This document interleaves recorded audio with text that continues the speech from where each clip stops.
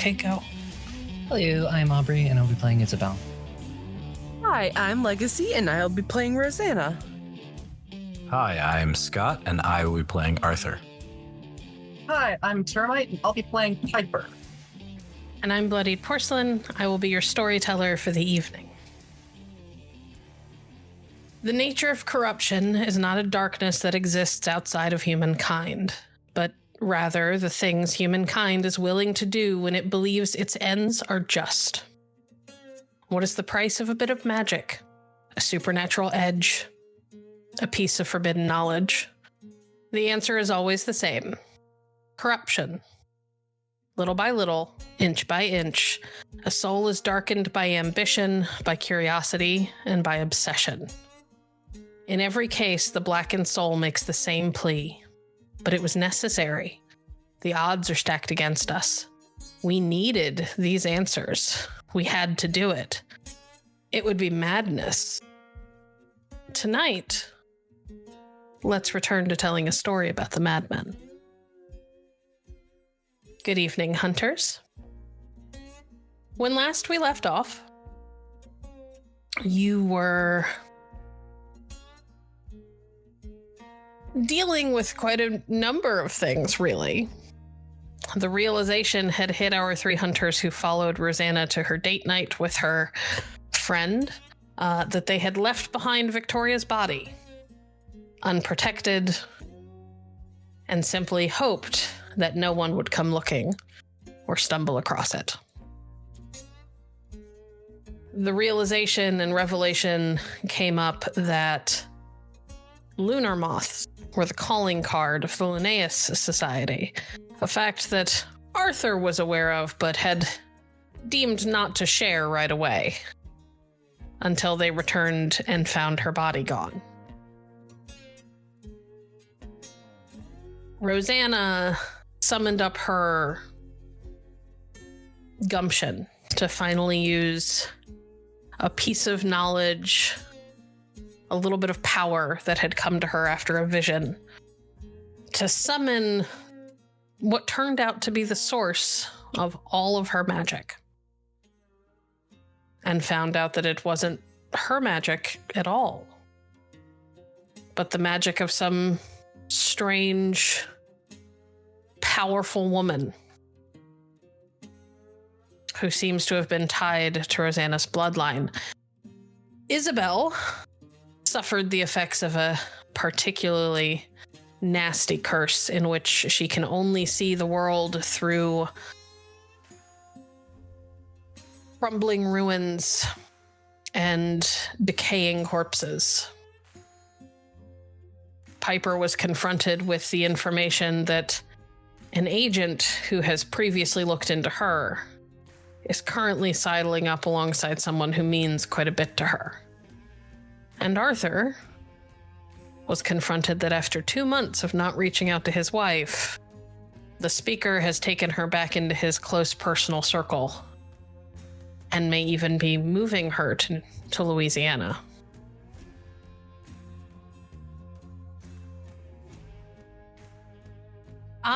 And lest I forget, Rosanna was also confronted with the knowledge that her sister is out there somewhere, and apparently bears the mark of the church.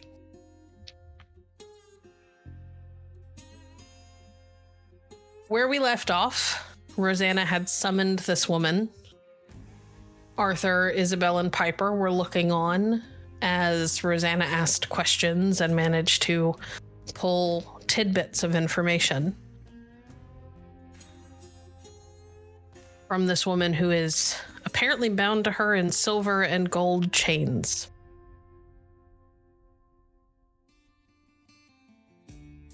And that is where we will pick up, still in the middle of this parking lot, in the middle of a glade that is impossible, couldn't possibly be real. The plant life is too vibrant. The smell of the flowers is too pungent.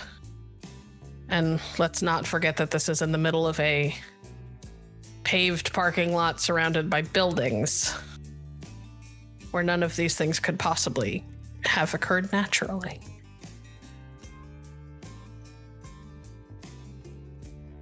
Rosanna. She is kneeling in front of you, having just told you that your family are thieves.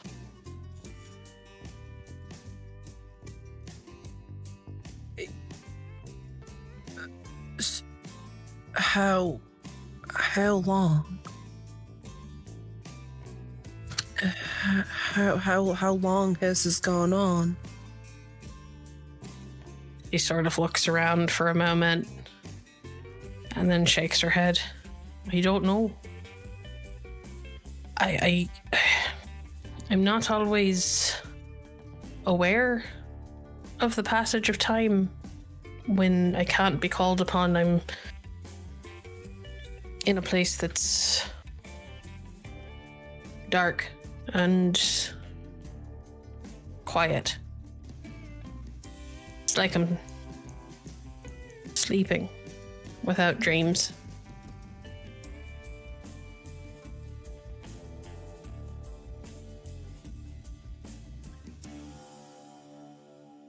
We'll get this fixed.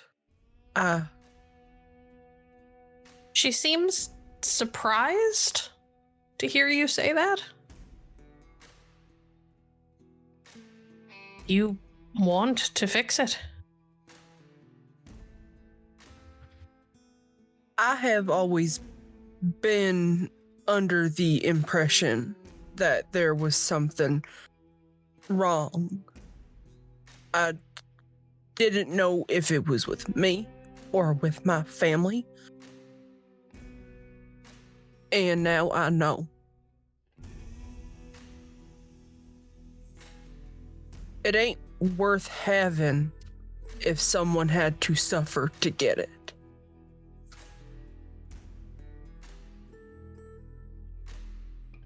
She still, again, she looks surprised.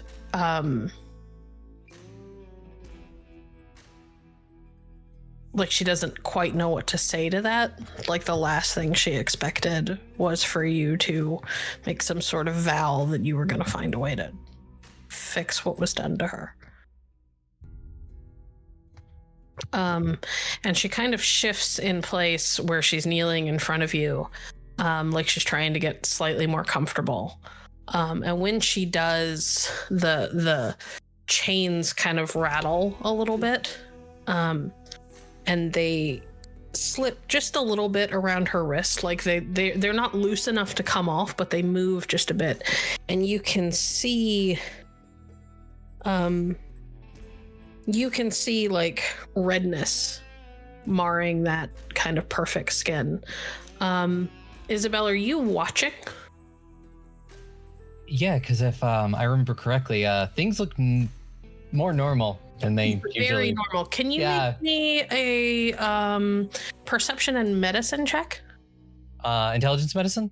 Nope, perception and medicine. Wits. Wits and medicine. I apologize. Listen, I run many systems.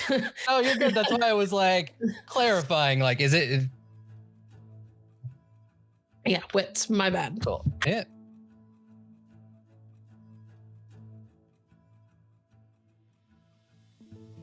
That is 7 successes. That is a lot, and it's a critical. Holy cow. Okay. So Isobel, it's not just that her wrists are red where the chains have been. It looks like they've been burnt. And they're fresh. Either because without getting close, you can't be sure if it's just the fact that they are genuinely fresh burns or if they're just burns that have never been allowed to heal. But you can see where the skin is like bubbled up. And it looks like it's blistered.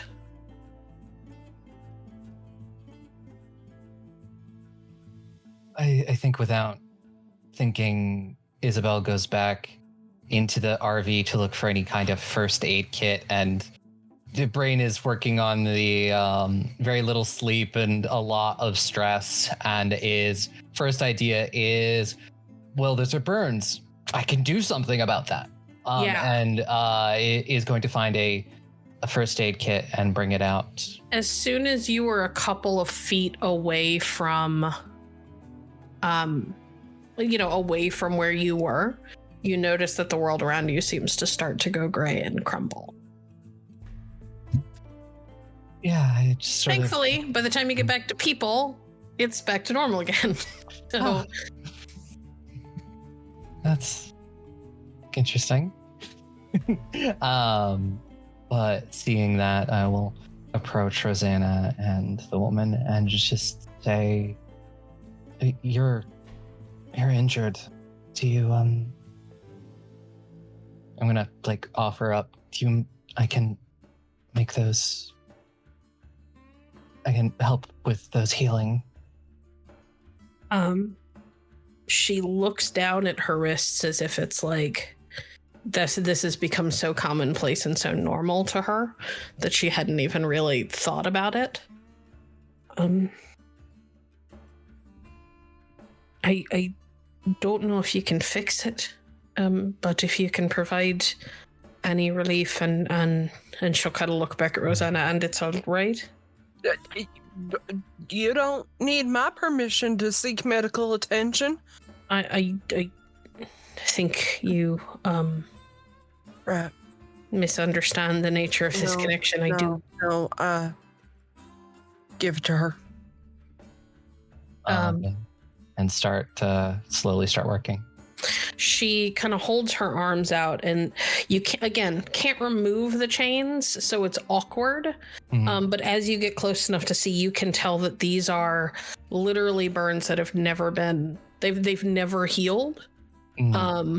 And it looks like it's one layer of burns on top of the other. And this has been going on for a long time.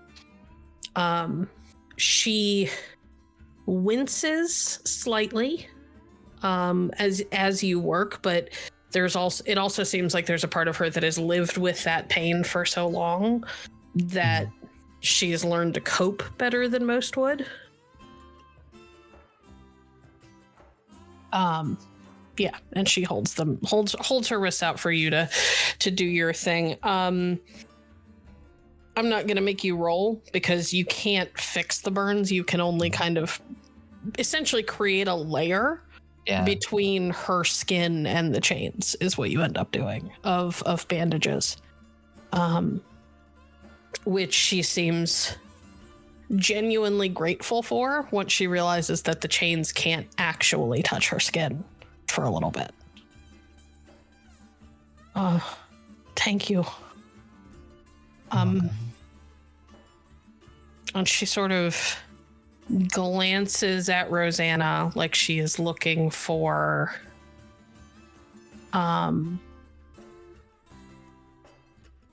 again, looking to see if Rosanna's gonna do anything to tell her no or to give an order, and when she doesn't, she kind of reaches up and she touches the spot between your eyes with just the tip of her middle finger. And you feel it's almost like being touched with like that perfect temperature of crisp coldness for a moment, where it's really, really genuinely soothing. And then it goes from, as it sort of spreads through your head, it goes warm. And it feels, the only way I can think of to describe it is it feels like you've been touched by like raw joy and life. And it sort of chases that oppressive, dark feeling that you had kind of into the darkest recesses of your mind, at least temporarily. Yeah, that was kind of a relief. The release, there's the shoulders, kind of were a little locked, and kind of like moment after a while where your body just kind of unclenches and you relax, and it's just like, feels weird. And it's just like, thanks. You're welcome. I can't make that last for long. Your nightmares are very intense. It's But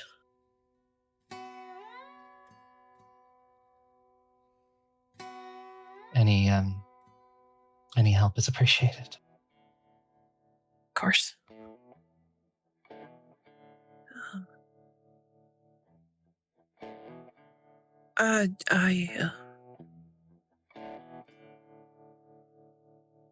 We'll fix this. I don't know how. I don't know how long it's going to take. But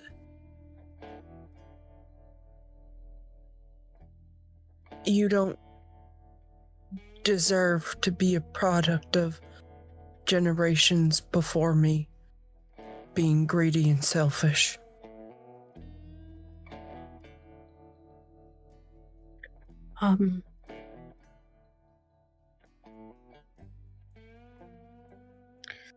Okay.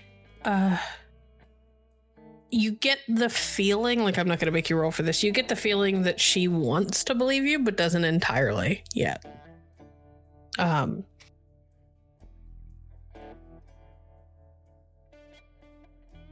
Is there anything I can do to help? I don't know.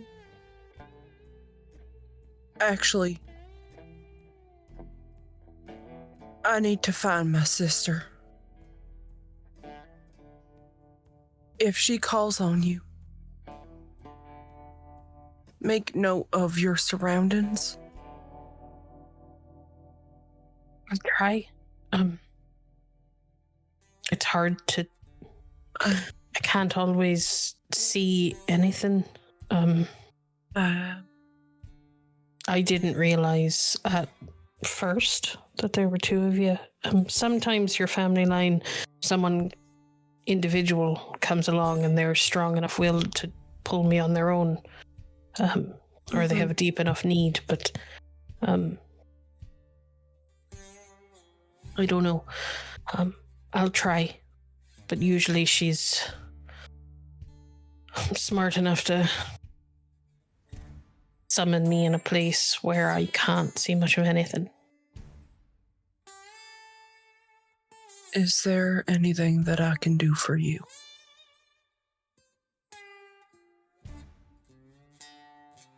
Anything?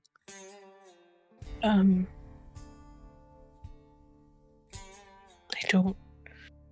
don't know. I'm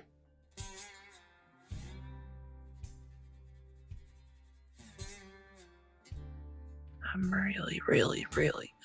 I know that my words aren't going to match up to the stuff that I can only assume that they put you through. But I really am sorry for everything that you've gone through. And I'm 100% serious when I say I'm going to do everything in my power to make it right. She nods again. I'll be honest with you, that I've been like this for so long, I don't know what happens to me once these are gone. And she kind of holds up her wrists.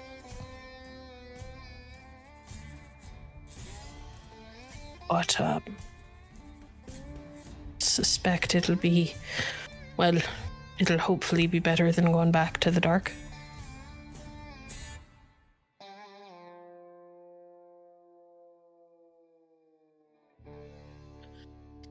We ain't gonna know until we do it.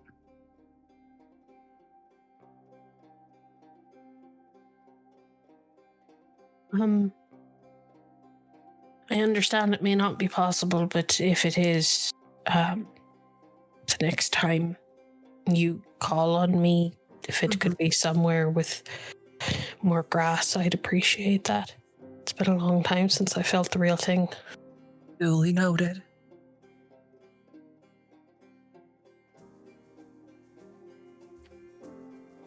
I might call on you in a few days' time. Maybe we can change out the bandages and keep them relatively fresh. She nods again. Sorry, I didn't get any of your names. I mean, I know yours, and she'll point at Rosanna. I'll leave that up to them if they want to tell you.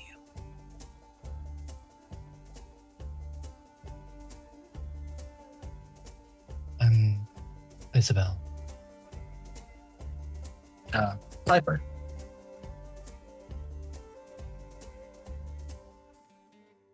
Jew preacher. Listen, I know how this game goes. If I give you my name, then something bad happens. I've heard these stories before.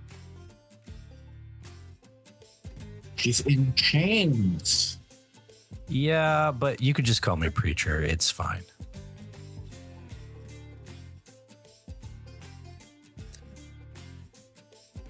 Thank you for giving me the information that I needed to figure out that sometimes normal humans are worse than what we fight. Sort of nods a little bit. She oddly enough doesn't seem all that insulted by Arthur's kind of passive aggressiveness. But she also doesn't seem like she doesn't necessarily seem like she agrees with what he's saying. And she sort of pauses for a moment. Before you send me back,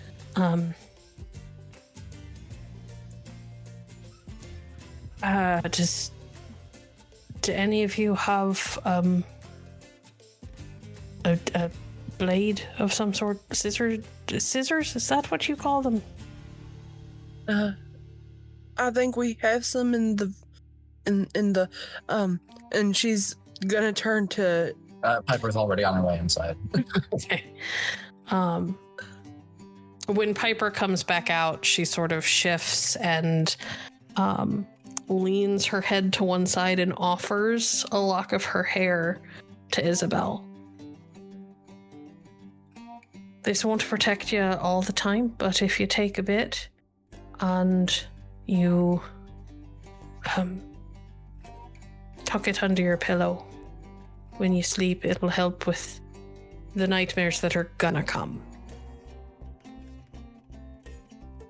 Thank you. It'll only work while you're sleeping. That's better than what I've got so far. I might be able to use it to help more consistently too. I'll gently cut the lock of hair. Yeah, she lets you cut a few inches, basically a little lock that's a few inches long. You notice that she is very careful not to reach out and touch the scissors. Like she pointedly avoids being the one to do it. And then she sits back. It's the least I can do for the moments of relief. And she kind of looks down at her wrists. Yeah, I'll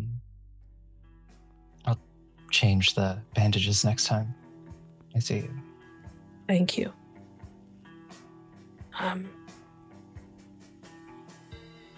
She'll look back at Rosanna. You'll probably want to put me back if normal people come by. They won't see all of the... And she'll kind of gesture at the trees and stuff, but they'll still see... you. An approximation of me. Very well. I hope that before I send you back, I really hope that she doesn't treat you terribly when she summons you. And if she does and we can talk about it, make sure you tell us. Anything bad that she does to you, let us know. I'll try.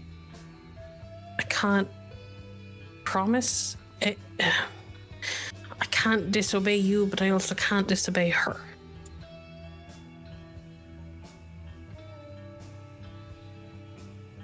How about this? You need to tell me anytime you get hurt, and I can put the pieces together. I'll try. And she'll nod. Good. Okay. Rosanna's going to sit by her side and just very, very, very gently touch the top of her hand. And then she's going to begin to meditate in hopes of sending her back. It doesn't take much. It's significantly easier to send her away than it was to pull her to you. Mm-hmm. She kind of like you open your eyes just as you finish the meditation and meet her gaze, and the two of you sort of lock eyes for just a moment, and then she shimmers and disappears. And with her, slowly fade the trees and the grass and the moss and the flowers until you are all left with the lingering scent of clover and apples and honeysuckle. And those rocks that were really a little bit more concrete that Rosanna just found in chunks around this kind of dilapidated area. And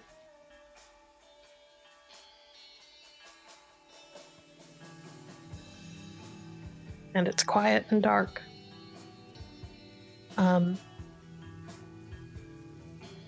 Isobel,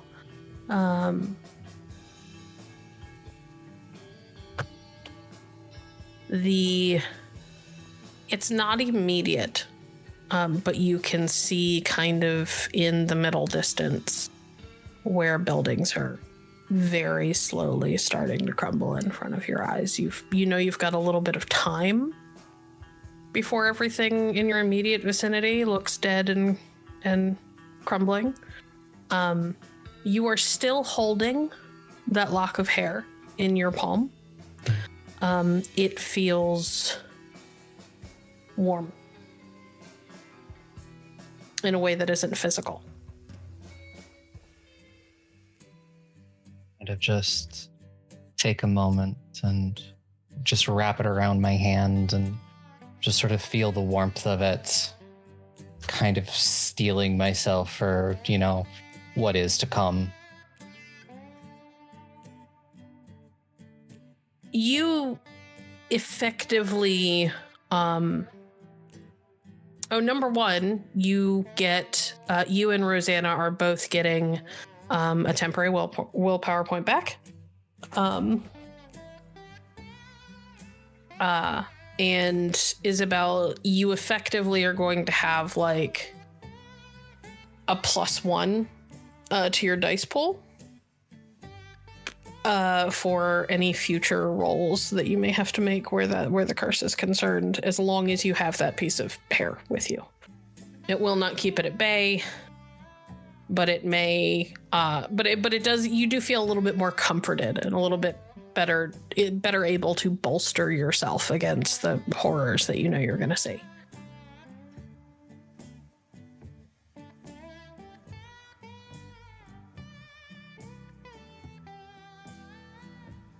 Okay, you all are standing in a darkened parking lot, having just seen all of this and heard all of these revelations about Rosanna's family history.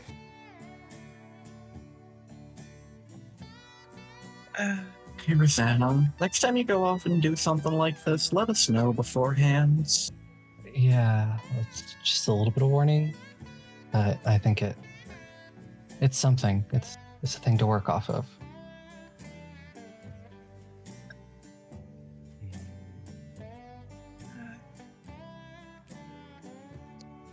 I need a drink. I think we all do. Yeah. Yeah. I'm sorry that I did that. I wasn't in my... Don't apologize. Do not apologize for doing it.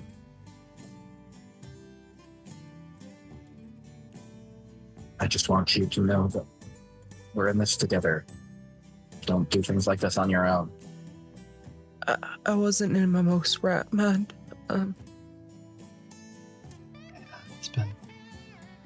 It's been a night. I don't think any of us are. At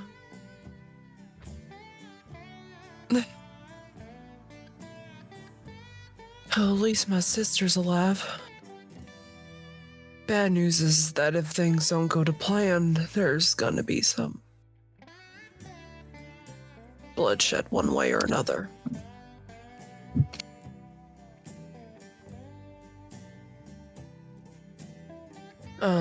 Sorry. Sorry. You, and I, the four of us need to get some sleep. It's very late. Or drink until we pass out. At this And point, preferably don't do that. Mhm. We do have a few bottles we can kill before crawling to bed. Yeah.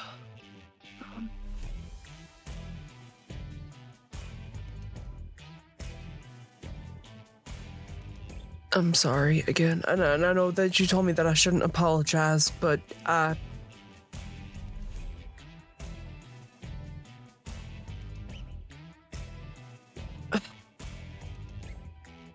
Yeah. And she's just gonna kind of walk past everybody and go back into the RV and close the door behind her.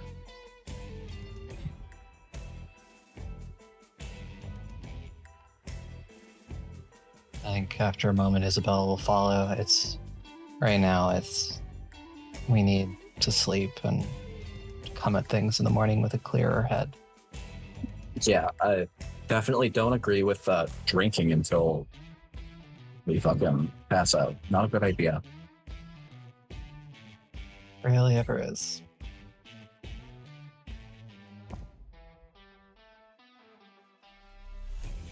Yeah, I will also follow inside. Arthur is going to stay outside for a little while. He needs to be alone and think through things.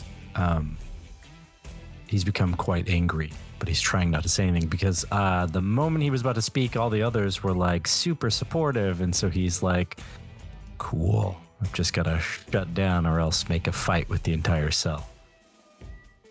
Okay.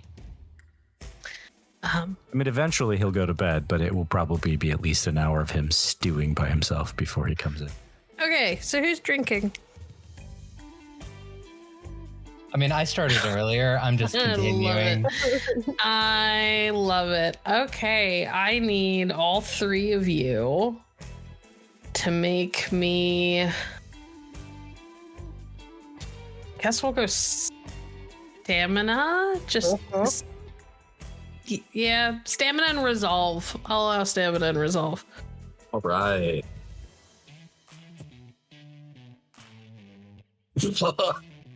Doing so good. Wow. Ah, man. You get the feeling Piper's done this before. I got 2 successes, but I think it was mostly because I started earlier and probably have not eaten a lot of food today. Yeah. And I got 4. Okay. Piper, you're fine. You get a little toasty, but you're fine. Aubrey, you did start earlier. You get just shit-faced as quickly as possible. As it turns out, that kind of works in your favor. It makes holding on to that feeling that being near that woman gave you. It lets you hold on to it longer. So that it's not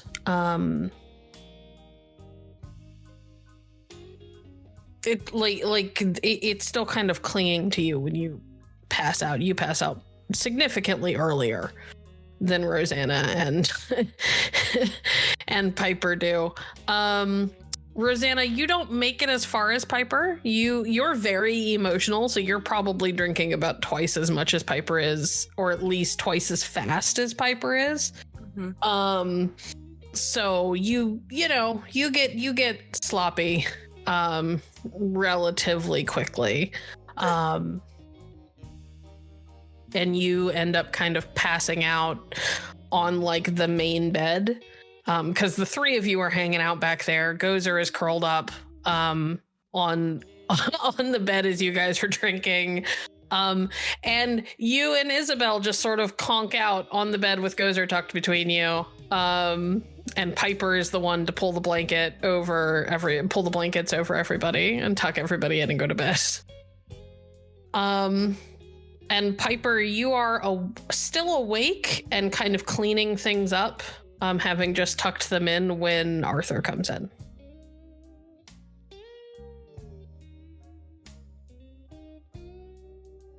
So, you want to talk about the fact that apparently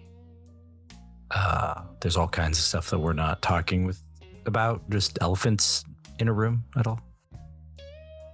Or are we just going to ignore the Fae in the room?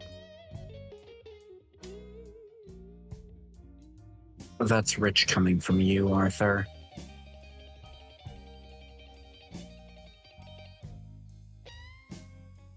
We'll talk about it tomorrow when everyone's awake.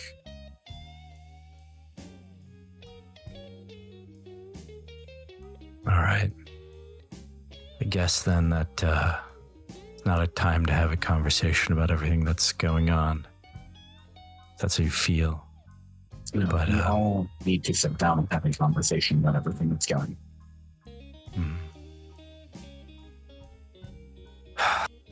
Well, I will say one thing. There was some level of reluctance on your part to do something rash. And that at least is smart and prudent. So while I may seem like I'm incredibly angry, and I am, that was smart, but we'll talk about it tomorrow. Get some sleep. You need that.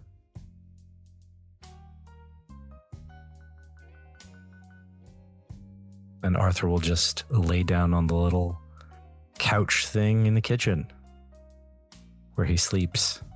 Is there an open bed? There is. There are two open beds. Arthur just isn't refusing to use one. Arthur, take the fucking bed. This is fine.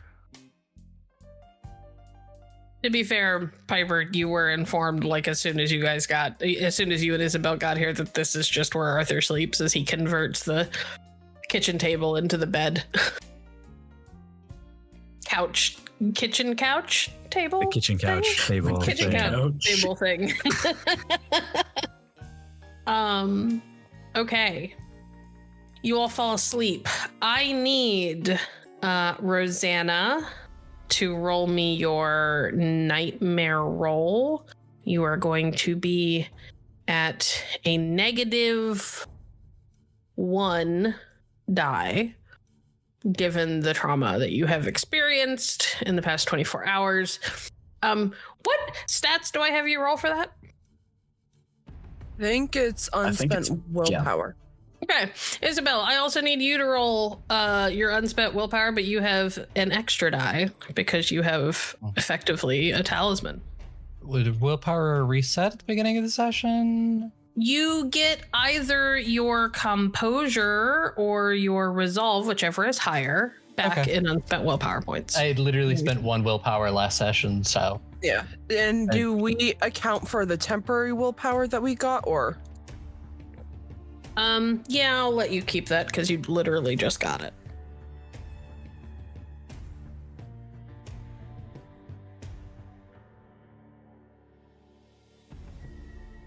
Boop. 5 successes and 3 successes. Hot damn. Okay. Aubrey, your sleep is a little unsettled.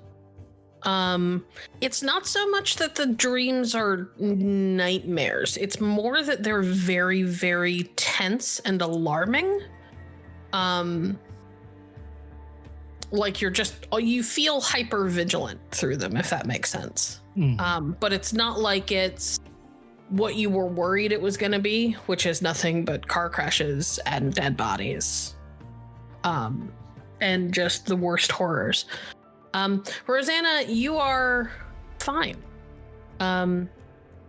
You do dream about your sister. But it's not scary.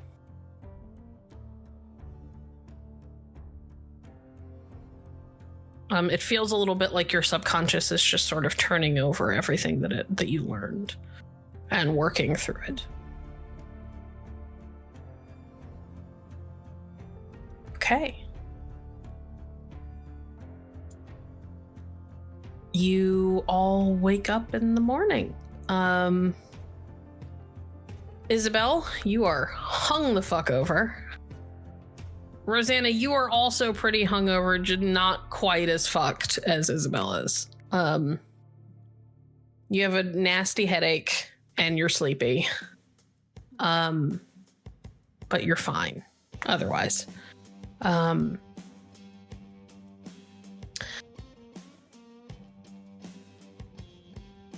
And Arthur and Piper... Piper, you wake up and, like, you have a low-level, like, hangover headache.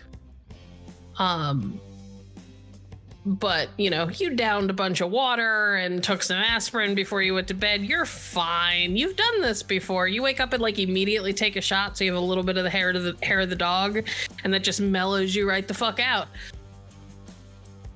Arthur made coffee for everyone, which means it's sludge. Oh, yeah, the kind of coffee that you can chew. Anyway, Arthur, do I need to teach you how to use the coffee maker? Is there any other way other than you just put just fill up the filter until it's completely full, and then just, so it's then it. How much money Water. has Arthur been throwing away on coffee for 2 months? He's been drinking out, right? He's been drinking like store gas station coffee. Yeah, exactly. This gas station coffee. Oh. You grind the entire bag for one thing of coffee, right? Yeah, each bag is a cup. Is that not how it works? Single-use bags. No, That's you what I are thought. not. What is this coffee? It's. Thank you, the coffee that whoever we bought. made it. There's more coffee grounds in there than there is water. She'll kind of sniff the mug. Wow, strong. Okay. That's why you had milk, right? Yeah. I dip my finger into the mug, and I scoop out. You don't make it more than a couple of centimeters into the mug before you can feel the coffee grinds collecting on your skin. It comes out like mud. Yep. Lime. In fact, you are reasonably certain that you don't even want to put this down the drain in the RV because it'll just fuck up your gray tank. Mm-hmm. Okay. This is maybe salvageable. Good morning. Good morning.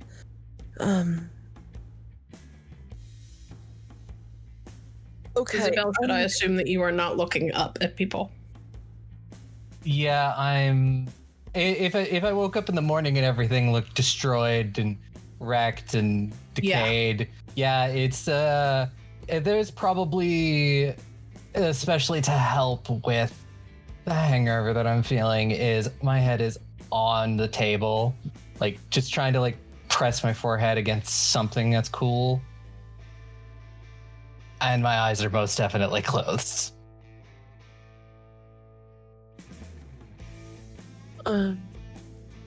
Isabel, don't touch the coffee. Monosyllabic words from her this morning. Piper is going to walk Arthur through how to properly use a coffee maker. So here's the amount of coffee grounds you're supposed to use. A little bit more, a little bit less, depending on how you like your coffee. Don't fill the damn thing full. That's why I've seen cups like that at certain places, like coffee shops and things. I see. Listen, at home, usually someone else makes this, or when I'm on the road, someone else makes just it. buy it. I know. Yeah. Yeah. Used to be Victoria. I guess I was just trying to do something to apologize because it's clear that I said something wrong to you, Piper, and to the rest of you last night. Your attempt And is if we're appreciated. Gonna work together then. We should at least be on the same page as to what our goal is. Four of us all need to sit down and have a nice long conversation about the things that the two of you haven't been telling us. Start. So I'm starting to assume there's a lot. It's not that there's a lot. Well, it's a very long story of things that we went through, and yeah, it might be best if we sit down over breakfast for this. Yeah. Just lots of carbs. Right. I can do lots of cards. Just cook a whole bag of potatoes, I guess, and just throw it in front of her, and she'll be fine. And maybe like an egg and like a strip of bacon. Don't want to upset your stomach after the night that you had last night. Are you okay? Are you okay? This hand comes up, makes kind of an motion. Fair. Are you two okay? No. No. So I guess we're all on the same boat. There's a lot happening. Yeah. But I'll make breakfast, then we can talk. Hey, Piper, What's up? what are you making for breakfast, or am I filling that in for you? Oh no, we're gonna make some rice, fry some eggs, do a bit of bacon on the side, and some toast. Nothing super exciting, but Good for soaking up the alcohol the next morning. exactly. All right. All right. You all sit down with, for the most part, a very normal seeming breakfast, except that there is also rice in the middle of it, which is a little weird for an American breakfast, but you'll take it.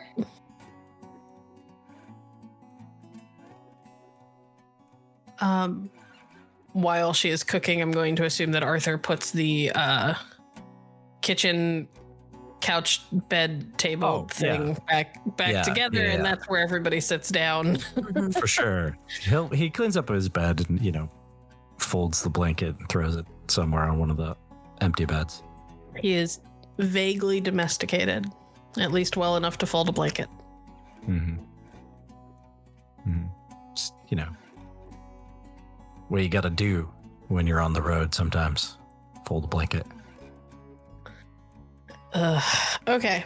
Go ahead. Have your conversation. I'm interested to hear how this goes.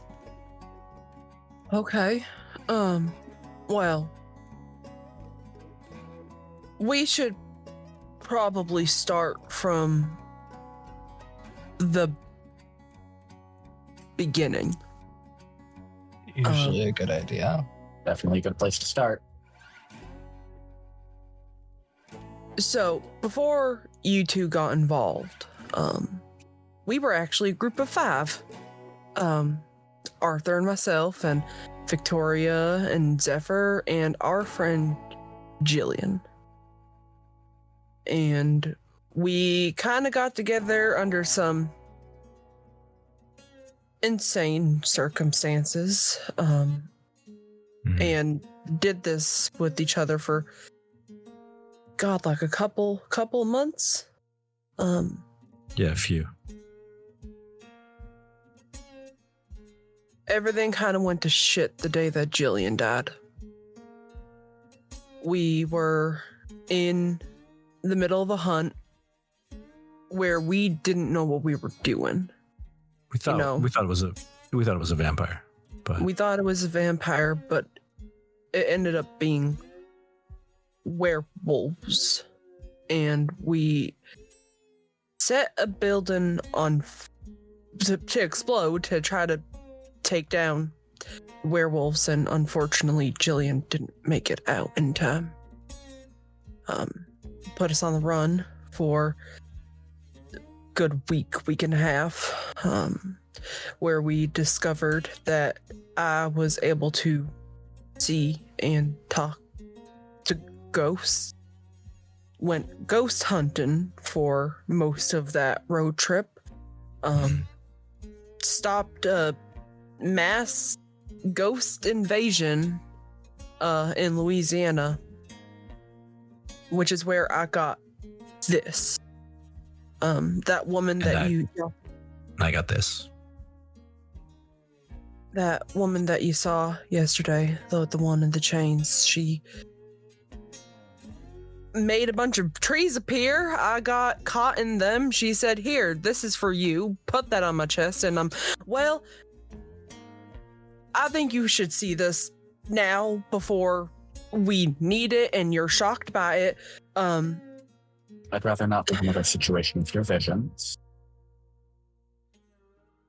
And y'all see, she reaches out her hand and begins to focus, and the tattoo begins to actually like shift and move down her arm and out her hand, and a beautiful longbow begins to form.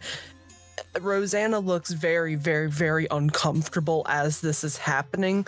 She kind of she grabs onto the table and holds out, just winces once or twice, but eventually after about a minute or two, it comes into full fruition. The body of the bow itself is it's made out of vines and twines, and there's some little flowers on it, and then there is you can't see the bow, but when she gives it a small pluck, it's almost like a very fine silver.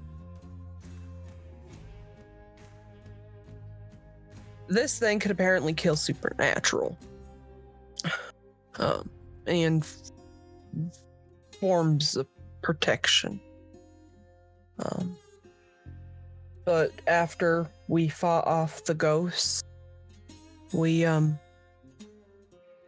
had things that we needed to do on our own, so we split up for a couple months, and well,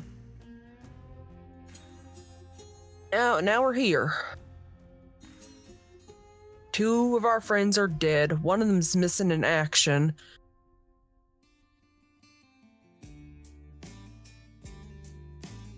Life sucks.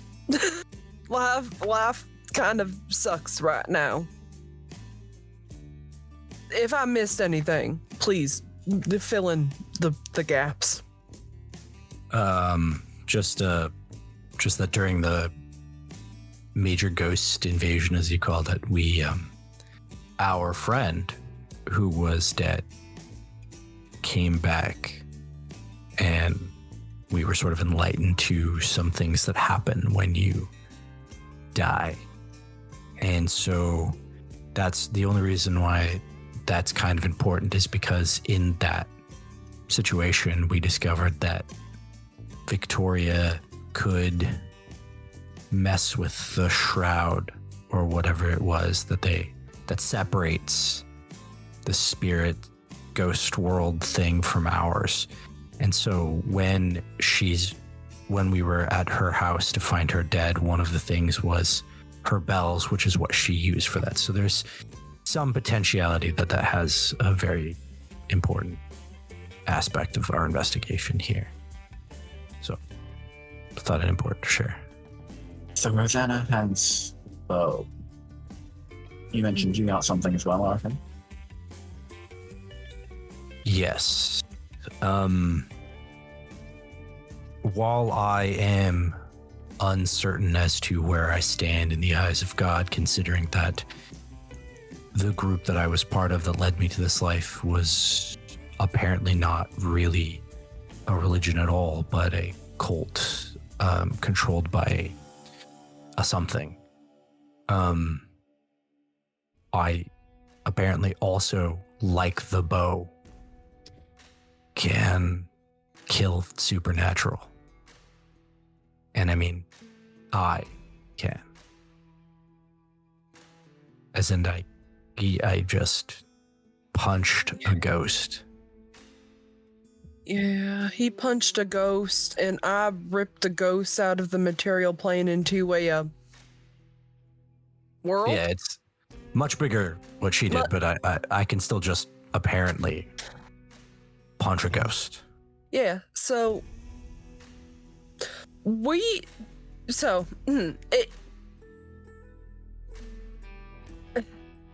if any random person even remotely found out about what we did, we would probably both be in sack wards. Which is sort of the reason why we kept it a little bit closer to the vest. Yeah, until we couldn't anymore. That's fair. It's kind of wish we'd known. I mean, a little bit more of that going in. But Those things I understand to an extent. What I don't understand is keeping things like the lunar moth's ties to the society that Victoria was after a secret, Arthur. Well, I wasn't sure. Like I said, I wasn't sure if that meant anything, because Victoria did talk about the Linnaeus Society, but not as much with me as others, so I wasn't entirely sure that I was getting that right. But coming back confirmed it, and that there was some link. yeah. I understand your frustration. I would expect that all the information was shared with me, so I understand why you're upset. And it makes sense. If we're going to work together, I shouldn't have not said anything. I should have said something, even if it was wrong. If we only do things on the basis of certainty, we will never accomplish it. Yeah. And I'm sorry for not being open about what was going on with me when I first was reintroduced to the both of you. I did not know what I was, and no offense, I'm sure that you guys would have been open, but a group of hunters hosting a supernatural something. It's a risk. Yeah, I understand. I think it's more of just that stuff could have when you trusted us.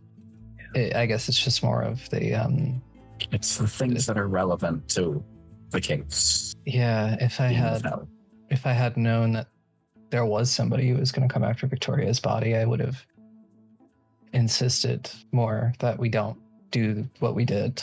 I would have volunteered to stay behind or something. To be fair, I mean, one person staying behind is just as dangerous as what happened. If one Because- person had stayed behind, there'd just be one more dead body. Yeah. Based on what we saw, it's likely if you had stayed behind, we would be having a different discussion right now. I That's think fair. that from now on, if we do need to split up for whatever reason, buddy system it. Yeah. Also, I think for the sake of anything, we should probably talk about any ties anybody has to either people that would want them dead or people that the others can go to in times of need. Yeah, I mean, Yeah, everything on the table. yeah. That's the only way this works. Okay. Yeah. I have a friend. The person that I went out to meet yesterday, his name is Peter. I have been pen paling with him for the last 5 years. He works for some government agency. It's kind of a confidentiality thing. He can't really talk about it, but apparently he brings bad guys to justice, but it's not like a police force. He's safe. I've run background checks on him throughout the last couple of years. Don't ever bring me near a Catholic church. Good to know. Very good to know.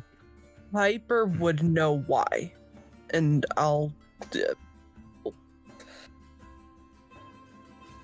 she just knows. Piper would know to not let me get too close to the Catholic Church.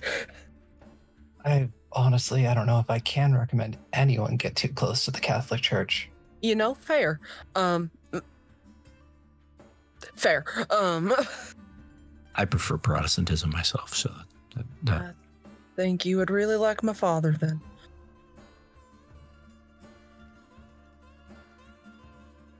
Well, if anything happens to me, there's a number in my phone. It is to my contact in the Second Inquisition. Is a Dr. Allison Langley. She'll know what to do if anything happens to me. That is a very dangerous friend to have. I have known her since before she joined. She kind of brought me into the fold. Okay.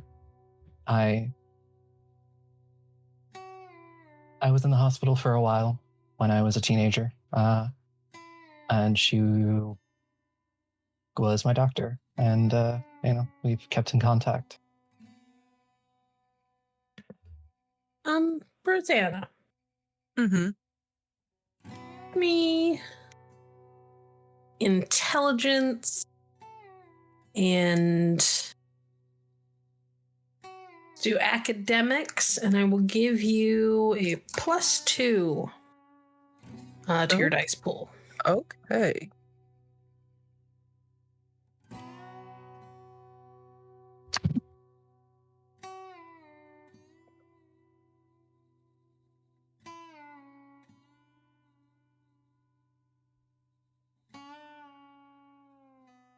Ooh, I'm gonna spend some of that willpower to reroll. I was wondering. I was like, ooh. There we go. That's much better.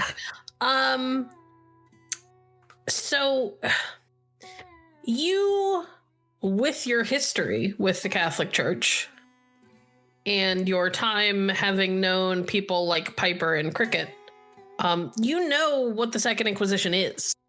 You know that it is kind of a joint monster hunting organization that is split between the Catholic Church and several like government bodies. And while that might freak you out a little bit because of the tie to the Catholic Church, not all of the Second Inquisition is the Catholic Church. But if anybody could potentially find Ren, and Ren does belong to something church-oriented, maybe if she's tied to the Second Inquisition, Isabel's contact might be able to find her. Hey, Isabel. Yeah. Of course, asking that question does potentially put you on the radar. It is a mixed bag, but there's a possibility. Your friend, Second Inquisition. Yeah. She, more government-based, or? She's a doctor. She, works with a group out of the more of the government-based, I guess, yeah. Okay. So, I had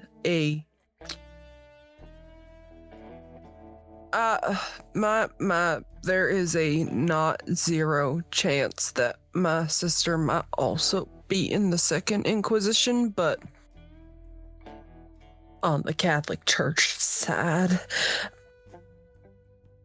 I don't want to put your friend, in a predicament in which might put her and us on a radar, but if you could ask if she's heard of a woman named Ren LaBelle? Yeah, I can ask and sort of put out feelers, maybe. I don't know. I'll figure out something. I can ask if she's at least heard the name. Like I said, I don't want to put you or her in a situation where it could get y'all in any trouble or us in any trouble, but I would kind of like to know where my sister is. Yeah, I'll see. I mean, Allison's good at getting information. Okay.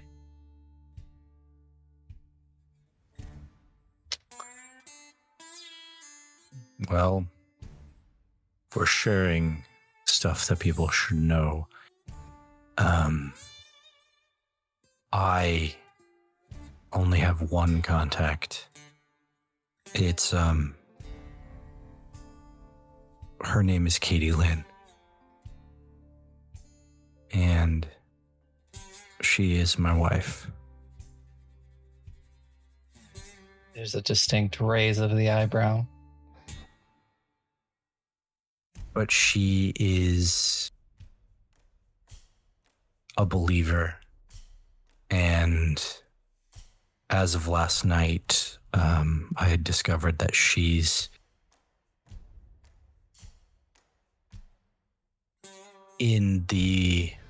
potentially in the inner circle, or being invited to the inner circle for the something that is the head of the Church of the Rising Star, and that does not sit comfortably. So, yeah. Because the reason that I left has a lot to do with what the something is doing to the followers, and I don't even understand it, but they're not alive when it's over, is to clarify. And so being in that close circle means that there's a chance, and it's a probably above 50% chance that she will end up that way very quickly if it's not just a ploy to draw me out, because I know it's secret.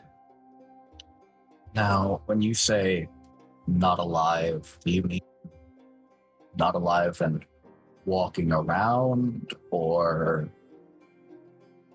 As in, take the remnants away and bury them in the woods far off in the distance so no one knows what happened, kind of not alive. okay. That does sound like a problem. Mhm.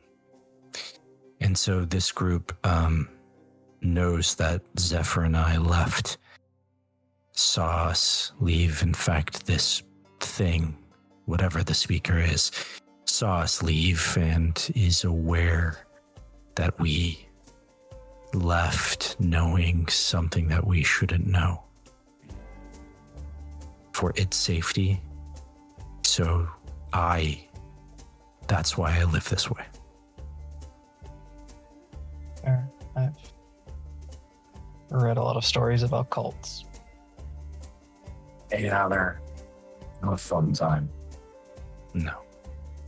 So but far if- as If we go into any place where I need to show an identification and you see something that says something entirely unrelated to me that I show someone, it's because I can't be Arthur there, wherever it That's is. fair.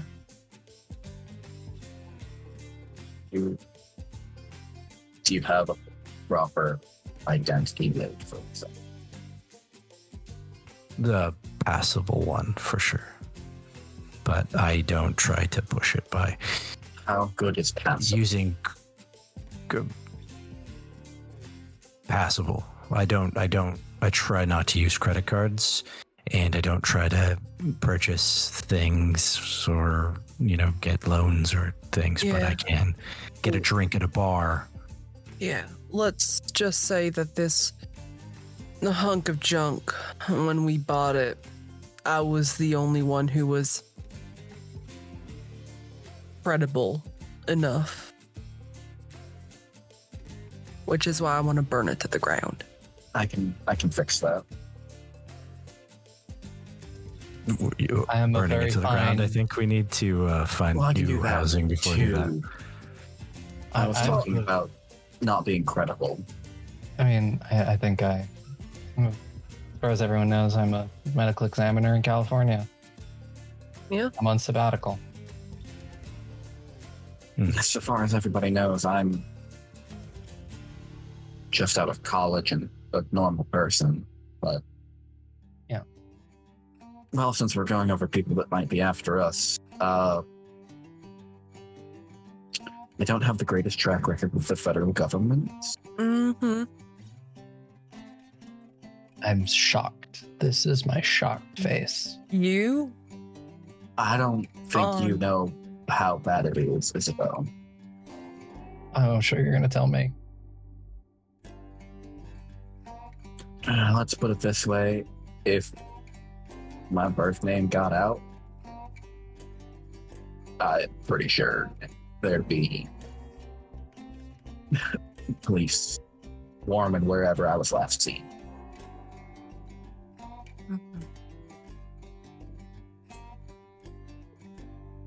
I've destroyed and defaced a lot of government property, and I don't fucking feel bad about it.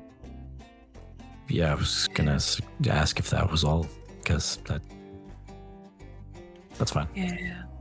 That's why Piper and I get along so well. Also, the reason that your second Inquisition contact, Isabel, is so dangerous. At least with me in the group. There's at least one organization that I'm not on great terms with. Turns out they're not the biggest fan of somebody taking their information and giving it to people that might actually use it.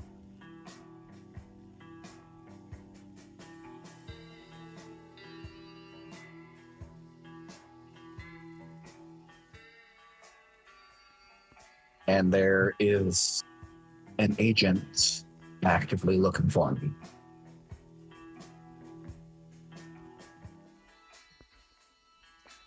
So, And needless. Right now, they're in California. And they might be on our way soon. So we should not be in Florida. I think it might be time for us to consider investing in new real estate and getting the hell out of here. I talked to my contact last night. And she has somebody in New Orleans that might be able to help me with this whole thing that's going on. Got it. Going back to New Orleans. Oh. We probably needed to anyway. Sounds like a couple of us have some things. I think that's our next step. Yeah. Hey, guys. Yeah, I was gonna say, you and I need to talk to Cricket about this. And I'm really happy that the four of us are finally able to kind of open up with one another.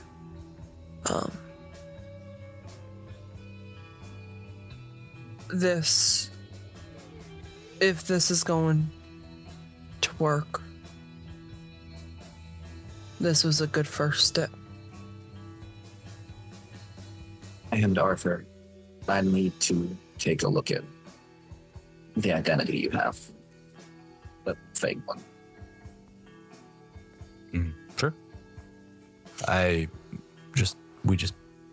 Zephyr and I paid someone when we escaped Jillian and Zephyr and I paid someone to create some thing, but it was fast and dirty for sure.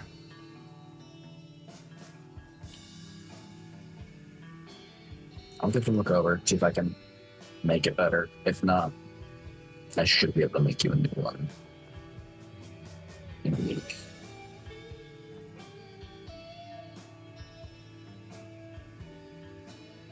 Well, now what? Get a new RV. Get a new RV, blow this one up. Or we could sell it. Do we have time to sell it? I mean, we could use it as a trade-in for a new RV. That's true. Yeah, I mean, it was just there's a few things that I'll need to do before we can do that. What? There may or may not be a pile of money under the mattress in the main room. Oh, right. I was expecting.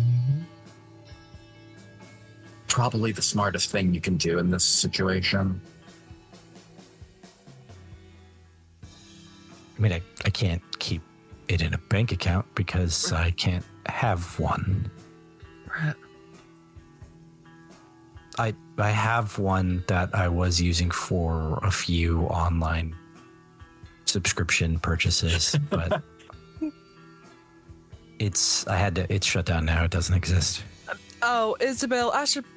Speaking of online subscriptions, I should probably also let you know. I have the two of you know, but she does not. I have a small online following. Tiny little online. It's just small, just a little bit. Nothing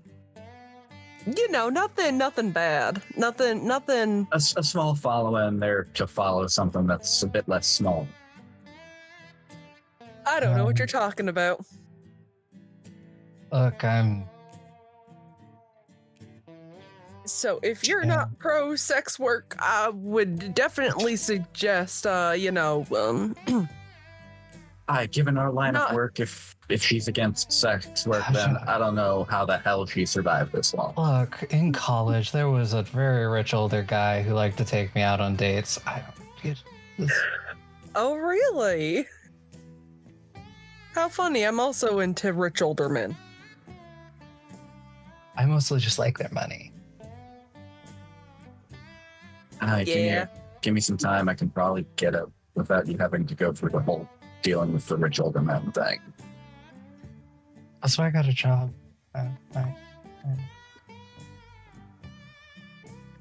They're not all bad guys. I'm just saying. No. They're No, not. They're not I all didn't say they bad were bad. guys.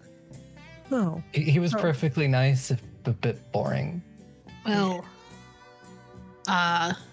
with the knowledge that more than just Rosanna has had money slaves, I would like, let's see, Rosanna and Arthur to please roll me just straight intelligence.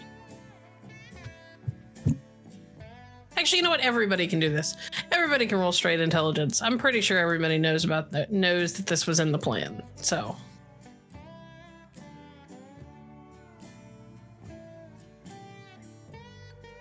Well, okay.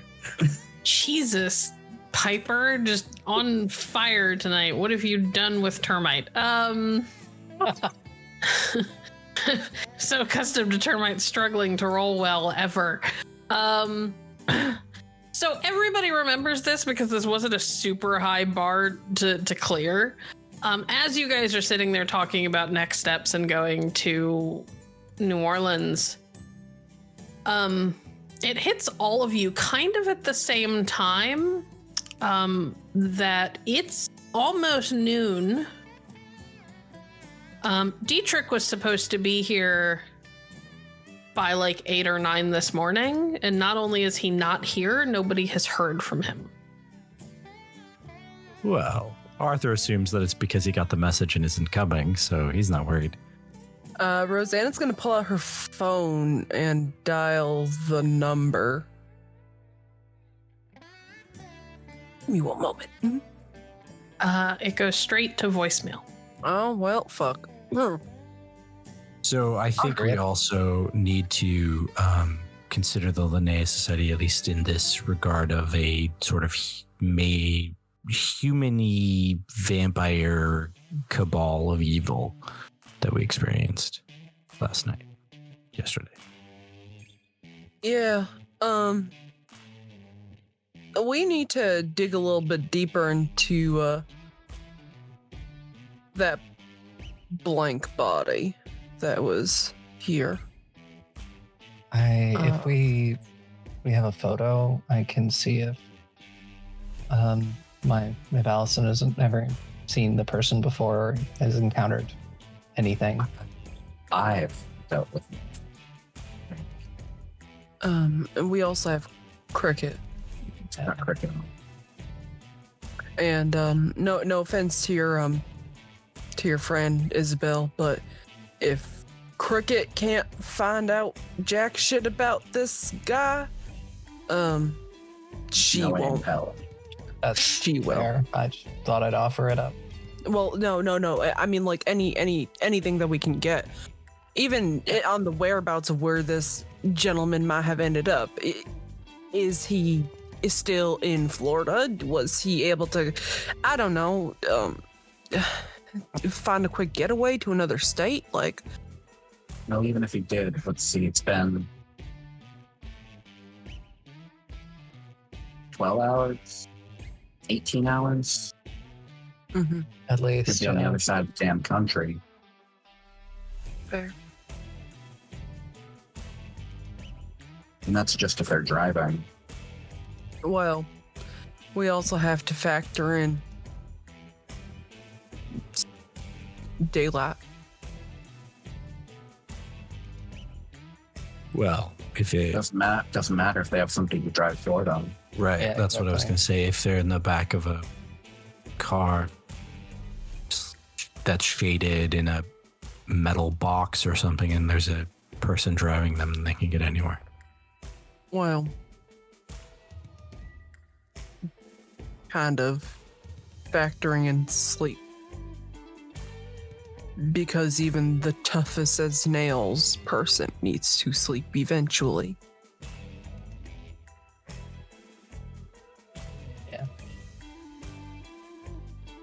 Keep in mind, that's just if they're driving.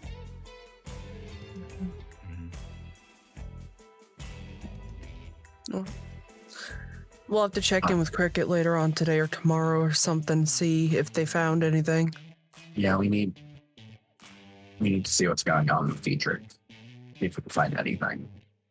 I just tried to call him and it went straight to voicemail, which means one of three things. One, he is taking a couple of days to himself after we lost the body. Two, he's going out to get revenge himself, which will definitely get him killed because I love the man. He has got more resources than the four of us times 10 combined. But resources doesn't get you killed if you don't, it can still get you killed if you don't know what you're looking for. Or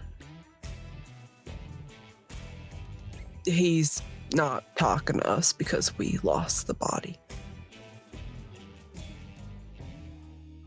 Arthur couldn't get a hold of him.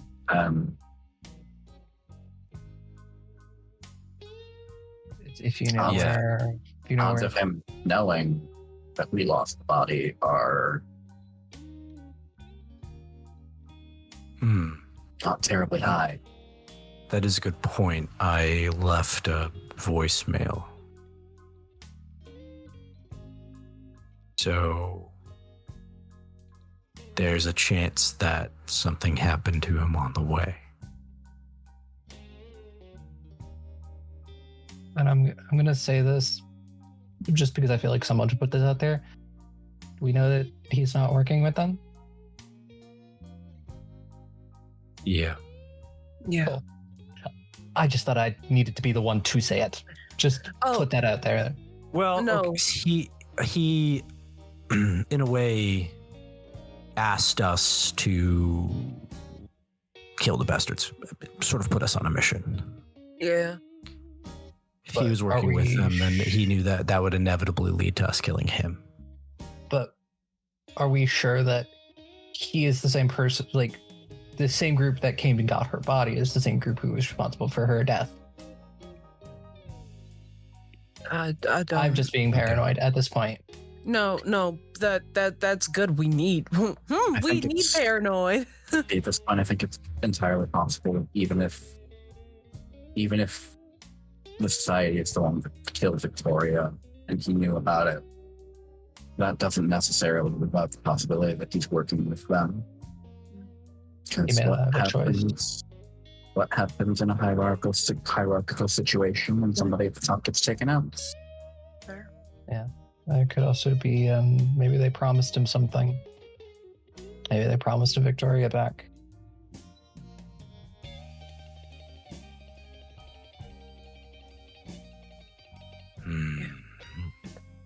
Okay. So what's the plan, guys?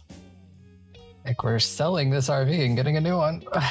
Excellent. I am not going to make this painful for you. You have somebody in your party, in your cell, who has at 1 dot in finance. So I am going to allow Piper to make the core roll. Piper, it is going to be intelligence plus finance. I will give you Rosanna's +2 from her appearance merit. If Arthur and or Isobel have any ways that they think they could contribute to a social situation, I may give you more dice for them too. Arthur can Resources. contribute to a social situation because social situations are what he loves, but he can also hand over a big garbage bag full of money that's been Bag hiding full of under the bag. Okay. So- Okay. So I'll give you an extra die from Arthur because Arthur is going to be able to make a hefty deposit. Yeah, extra die because we're paying for most of it in cash. Yup. Mhm. Isobel, anything from you? I got resources. I also did put away the dots earlier for like a safe house. Yes. And that'll be great for you guys building out your RV once you have it. This is Yeah. more for the It's getting it, but this is more getting it. I can toss in some resources as well. Okay. Then I I got will 2 give you, dots. I will give you 1 extra die for Arthur as well. Or not for Arthur, for Isobel as well.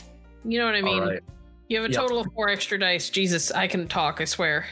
Okay, well, Well, That's all right. that's 6. That's pretty fucking good for You roll those 3. A 9 dice pool. Okay. Piper, it doesn't take you long to find what you need, or what you think will work best. This thing is not this year's model. It's last year's model, but it has like less than 10,000 miles on it. It looks like a family might have taken this on a single really long road trip and then was just like, the father was just like, I hate driving this thing because it's big and it's awkward. Tried to back it into one spot and realized how hard that was, and then was like, nope, yeah. I'm out. Realized that if he made the mistake of going past the pump at a truck stop, that he'd have to just go around the fucking block and try again, and was just like, we're never doing this again. We'll just fly everywhere.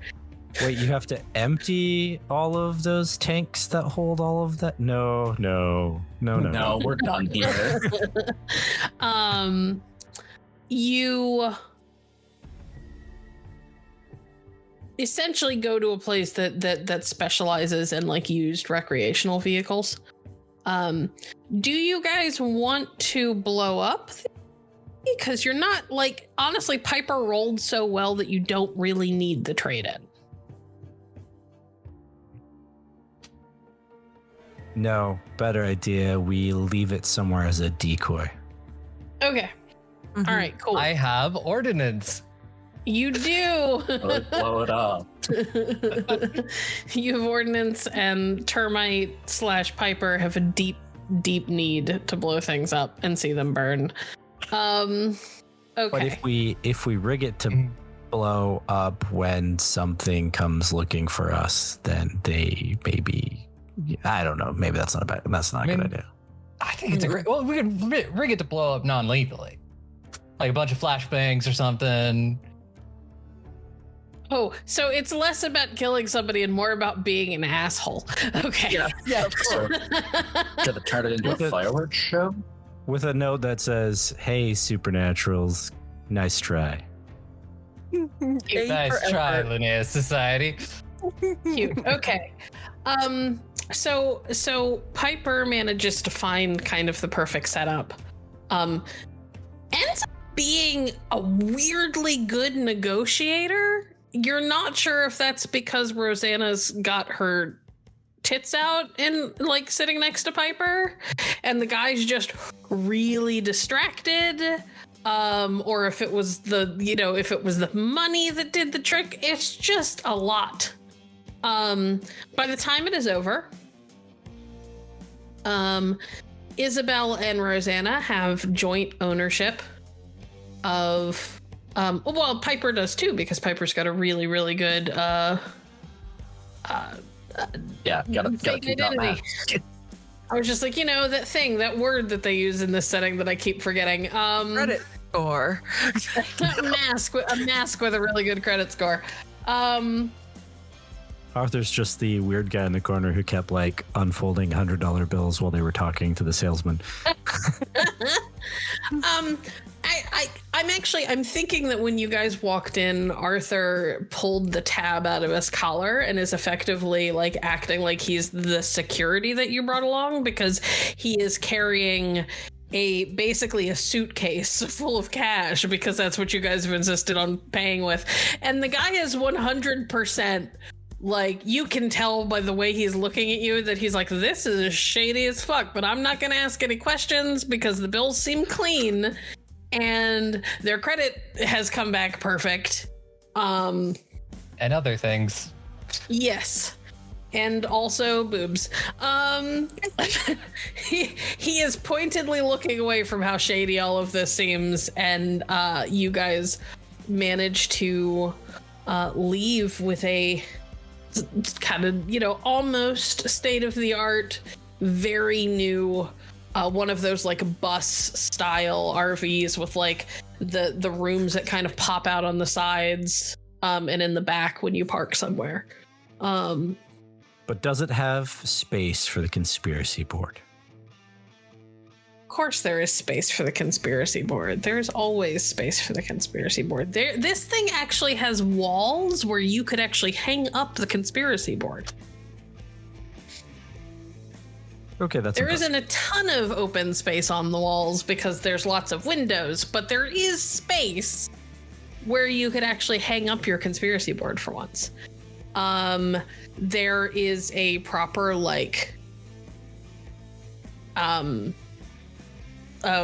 bedroom with like a double bed,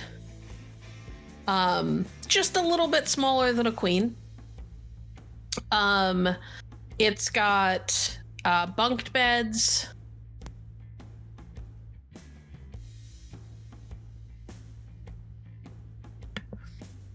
It's got bunk beds that are actually significantly bigger than the old RV's bunk beds. Much more comfortable for adults to sleep in. It's got one of those like convertible couch things, except that it's like properly big.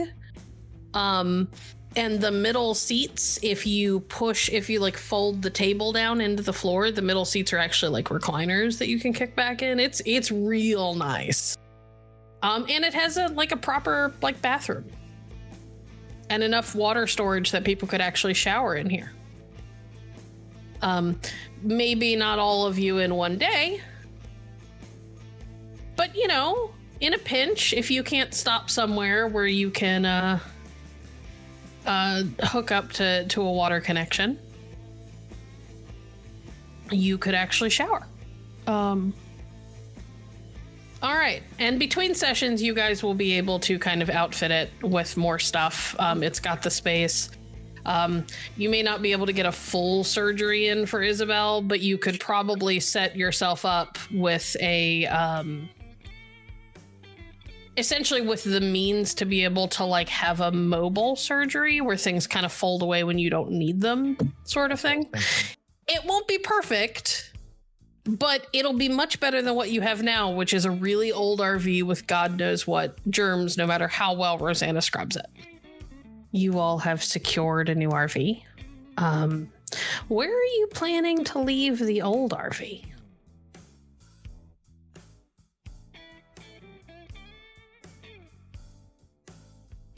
Does anyone have any good ideas?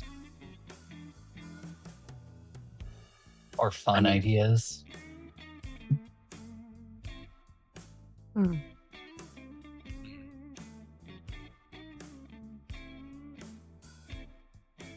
No. There's only so much fun you can have with an RV, and a shitty one at that.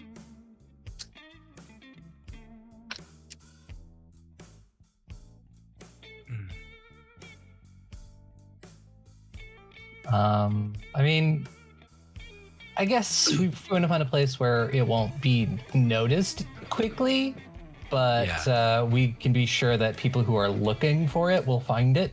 I mean, we're in Florida. Yeah. Park it in a RV park or something. Okay.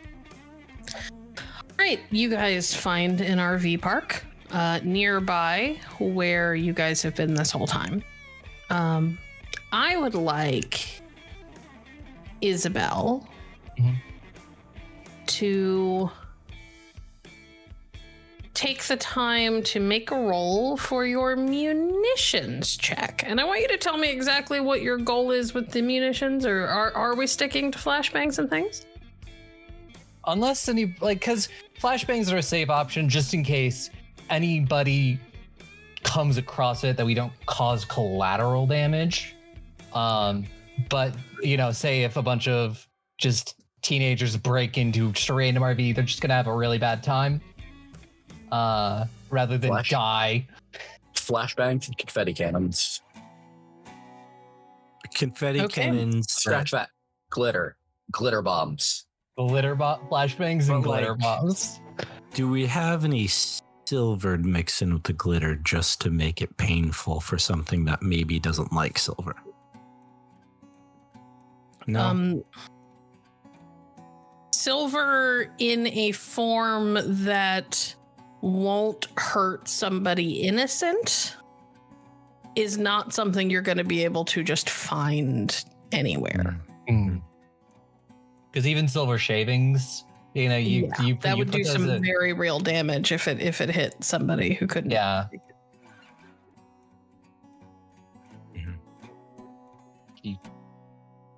So it's like, can we make holy water bombs? But like yet again, that's still probably gonna cause problems from shrapnel. So I think I think Well- flashbangs and glitter cannons are a great idea. I mean, we had this discussion. Zephyr brought this up. I can make holy water. I just don't know if it actually works the way that we're expecting it to. Yeah. Some water I- balloons or something. You guys could rig up one of those pranks that people tend to do in school where they put like a bucket above a door, and when the door opens, the bucket Fill turns it with holy into water. Yep. I mean, there's a chance. If anything, what it will do, it'll provide a nice binder for the glitter. That's true. Exactly. But that is going to be a composure plus science from me Yes. to rig all of this up.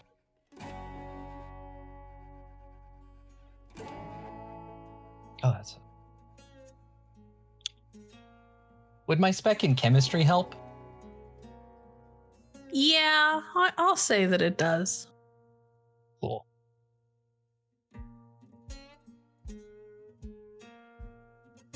Three successes, but I'm going to spend that willpower to reroll. Go for it. Those three fail. That's five. That's five That's successes. pretty good. Yeah. Yeah, you feel reasonably certain that this is going to go off the way that it should. You're pretty proud of the work that you manage, given that you don't have a ton of materials on hand.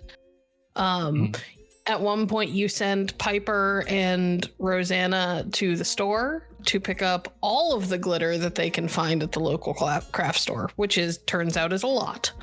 And just for good measure, they throw in they also pick up some like silly string and stuff like that. And you get everything kind of set up and rigged that if somebody goes in the back door of that RV, they'll get hit full force with everything. If they go into the cab, the flashbangs will go off and everything will explode inside, but it's a little less impactful just because you're worried about taking out windows and stuff. Because if it is just some teenager who's trying to break in so that they have, like a place to have a good time with their girlfriend or whatever, you don't want them to get glass in the eyes. Yeah. So They're not going to have a good time. they're not going to have a good time. Whoever comes into this is going to have a terrible, terrible time. Unless they roll like a god to try and disable things before they can get in. But even that, like, the chances are incredibly, incredibly low. But it Just let that be a probably won't lesson. Cause those any lasting teenagers. damage. Yeah. Just I mean, teach them it's- about breaking into RVs that they don't know. Whoever the ends owner. up with this RV next is going to be trying to clean glitter out of the carpets and out of all of the upholstery for years to come. In fact, they may decide that it's a lost cause and just blow the damn thing up. So, okay. But it will also let the people who might be after us and think they're going to surprise us. We know they're there. You know, they're coming after us. That is very true. It was very, very true. Okay. Are you guys leaving directly for New Orleans? Are you doing anything before you want to go? Is there anything you want to look into? Research or whatever that you want to do before you bail? Does Rosanna have everything she needs from her apartment if we don't end up coming back to Florida? We never had a chance to get back to the apartment. That is very Yep. fair. Do you want to go to the apartment? Okay. While the drive is happening, because you guys have much more comfortable digs now, who's going to drive? Because I am going to require a drive roll. All right, Rosanna, give me Dex and drive. Okay, I've been working up for this one. That's good, because good. last season you started without any dots in that, and I was like, why are you guys in a let's go on a road trip game and nobody has dots in drive? When we roll some of the 3 successes, let's go. 3. Okay. It's a little awkward. This is much longer than anything that you've there's no way for me to say this without it sounding dirty. So you've never had to control something quite this big before. And it takes some time. At one point you essentially pull up on the GPS essentially state roads, back roads that are less likely to have traffic, just so that you can practice to get comfortable before you finally go out on the interstate. Because as somebody who lived in Florida for several years, you don't want to be on I-95 unless you are comfortable driving at high speeds because they'll just run you off the road. So, you spend several hours getting used to it, getting comfortable with things before you finally get on I-95 and head. Goodness, I guess it would technically be south, slightly to where your old apartment was. Is there anything in particular that anybody wants to do during the drive because you have some time?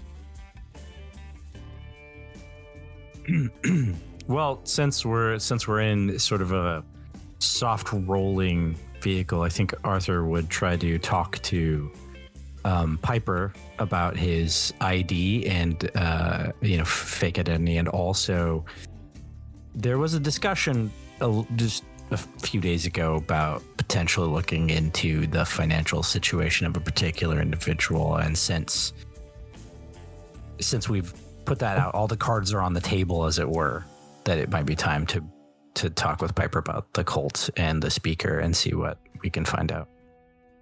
Okay.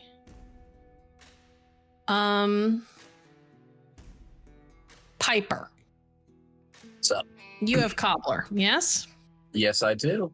Is there a roll that you have to make in order to I'm going to look right now. I know it takes time, but I will have you roll now to see how airtight you can make this. It does not say. Okay, well, in that case, we're gonna go with intelligence and larceny.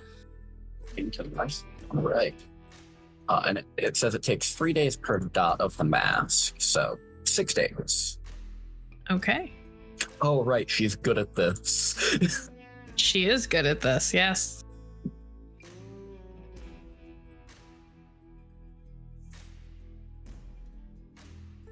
Just in case. Mm-hmm. That's very good. Yeah.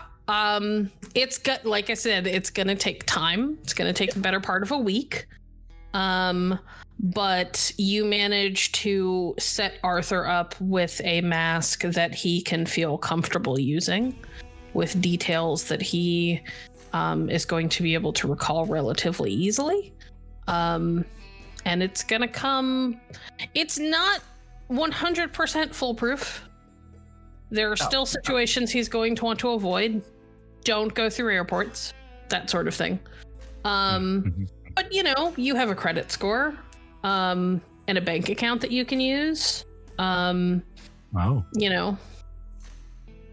They've just gotta. Go ahead. I was just saying, no more just stuffing money into books that are randomly distributed in the vehicle, or. I mean, so Piper makes it clear that that's probably still a good idea to do, but at least now you have the means to purchase things online. You don't have to go through a 6-step process to go to a store to get a prepaid credit card, to get a prepaid card to load the money on and then wait for it to clear. And then all this, there aren't a million hoops to jump through anymore. Now you can just toss some money in the account and you've got it for a rainy day. But holding on to some cash isn't a bad idea.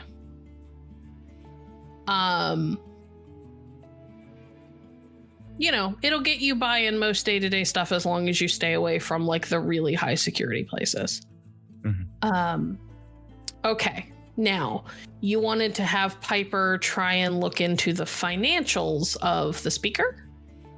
Yeah, to sort of get some more idea on the other side of the speaker that Arthur had zero real knowledge about, and thus be able to kind of track what is up to. Like, for example, there was a whole nother sect that he knew nothing about.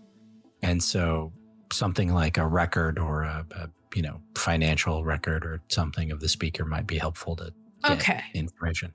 So the first thing that Piper is gonna have to break to you is that without the speaker's real name, it's gonna be a little hard to look up specifics. However, they do have somebody looking into all of that. And when Piper checks her email, there is an email from Cricket that is basically saying, "There's a lot to parse through. It's taking me some time. I will check in with you as soon as I have more." It's basically just a heads up. Cool. I'm working on it, but there's a lot for me a lot of hoops for me to have to jump through. However, while Piper can't necessarily look into the speaker specifically, Piper can look into the cult's financials. Okay. Yeah, that's still helpful. So Piper, if you could give me another acting roll. Yeah. Would you like me to just roll for global access? Yes, please. I unfortunately don't have money tap yet, but I can still look at things. You can look at things, you just can't do much with Fuck. Oh. Fuck. Wow. Okay. Didn't think that was going to happen. As well as you've been rolling tonight, that was the last thing I expected. That's a fail. You failed that one. Piper, you start poking into things. And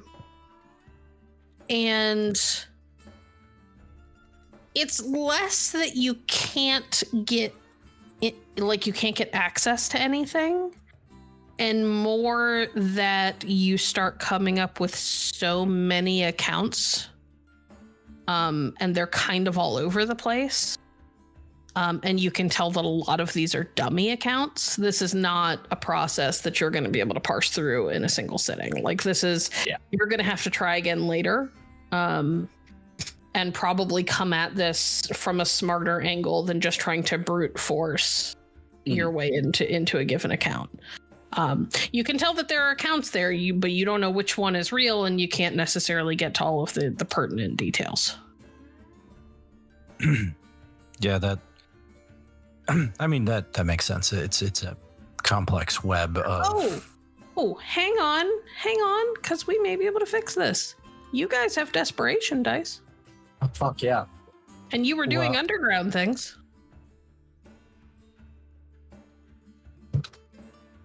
You were literally hacking, Little Miss Underground, Little Miss I do illegal things, and that's where my desperation dice. You have 2 desperation dice that you can use.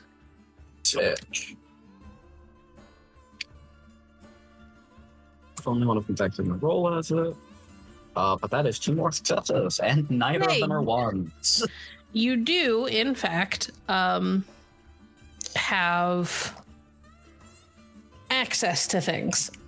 Okay, so the first thing that you know is that there is definitely more money here than even the most well-established cults should be able to come up with. Like, you have known Cricket long enough and helped Cricket with enough stuff when it comes to getting into conspiracy groups and cults and agencies, that you kind of have an idea what to expect from a cult of this size monetarily, even if every member that joined the cult gave over every penny they ever made, which, based on all of the money Arthur is squirreling away, is not the case. Even if every single one of them were handing over every penny, and they never spent anything, which seems unlikely because they put people out on the road. And Arthur has said that he got paid per diem. There shouldn't be this much money in these accounts. You can't see where all of the money is coming from because it looks like it's getting bounced through multiple accounts before it gets to theirs, and none of those accounts are terribly specific about what they are. Does that make sense? Yeah. Long story short, giant money laundering. Yes. Okay. There is a significant amount of money here. Like, the speaker could reasonably afford, just from the accounts that are registered to the church, they could afford to open up an easy 10 to 20 more locations worldwide, and have them be well outfitted. I say worldwide because why would you have that many in the US? Right. But yeah, there's a lot of fucking money here. I think this might go beyond just some cult. I mean, that's not good because, I was worried about, the speaker and the thing that the speaker is, but you're suggesting that there's a bigger picture, bigger connections, potentially something worse that the speaker is part of. Might not even necessarily be that. Might just be he's a lot more powerful and well-connected than he seems. This amount of money is not something to laugh at. And it's not the amount of money that something like this should have under normal circumstances. I see. Well, that's worse than I was sort of hoping for. I was kind of more hoping that we could figure out where, like maybe a hiding place that he might own. But if you're saying it's much worse than that, then there's a bigger problem than just what's happening.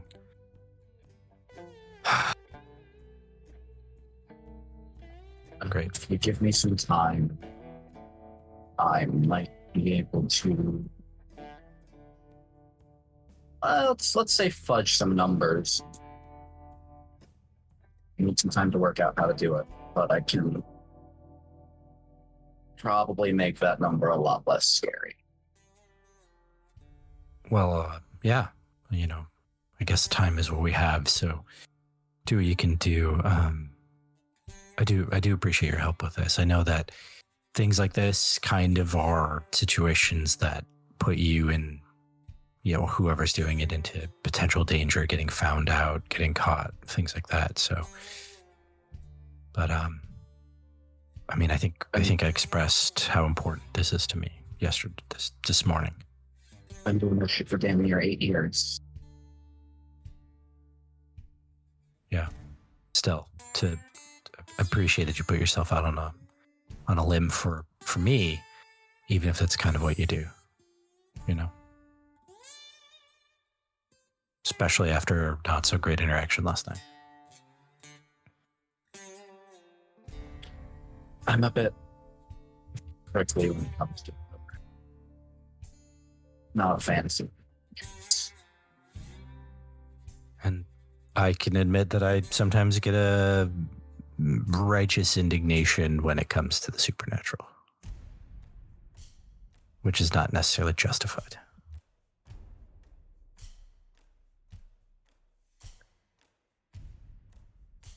So, but thank you for the help.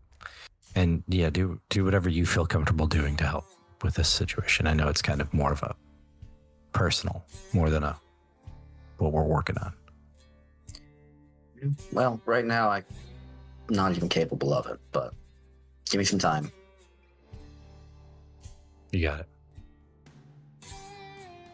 Okay.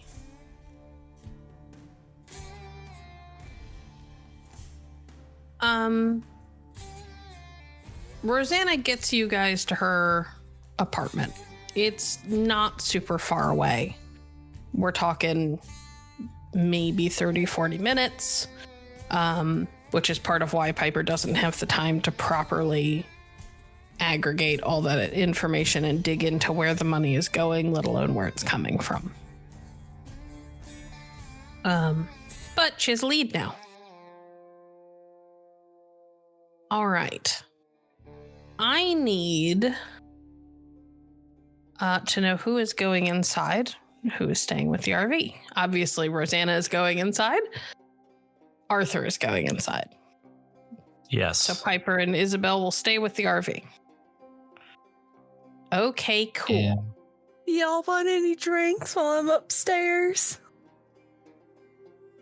I'm okay. Yeah, should be good. All right.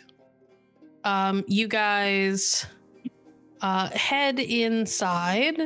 Is there anything that you guys want to talk about while you're in there? Should I give you a moment, or are we jumping ahead? So, about last night. We should probably, maybe, I feel that I should say something to you that you, you opened yourself up to me and you admitted some feelings, and I wasn't very responsive to them. And then, of course, right after that, there was the thing that happened, and I got worse. But, sorry. Listen, Arthur, I understand why you were upset yesterday. It was something that, I probably could have saved.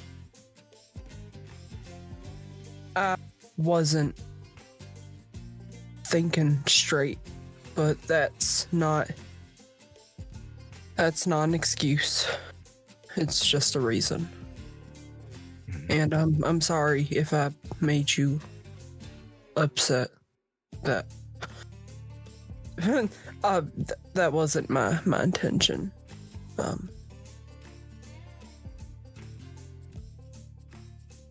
Yeah, no, it's fine.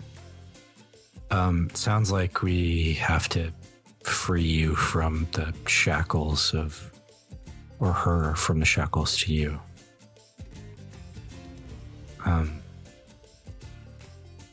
And I just want to let you know that no matter what happens, I will stand with you on that.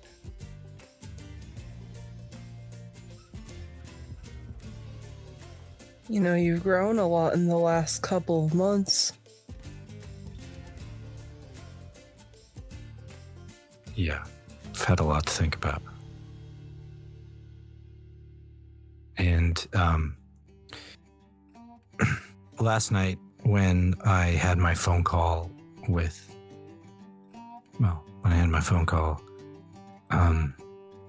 there was something that sort of came up, and that is that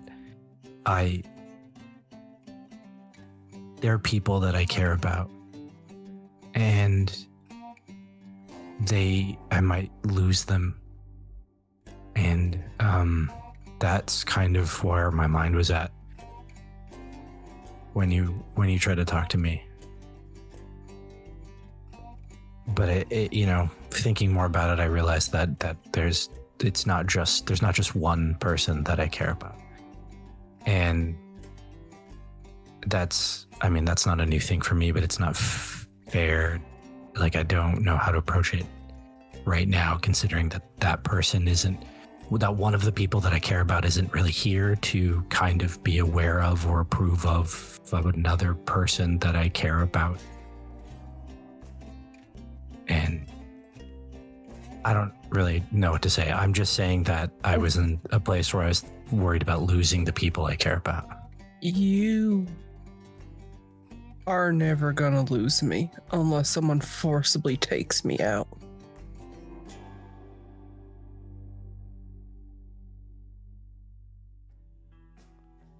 we made a promise that we would always watch each other. Yeah.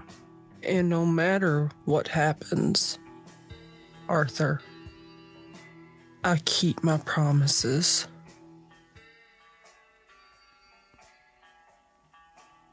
I do love you. I love you a lot. You will always have me by your side.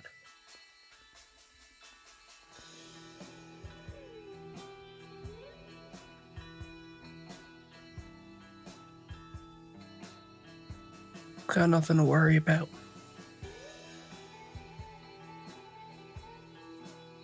Yeah.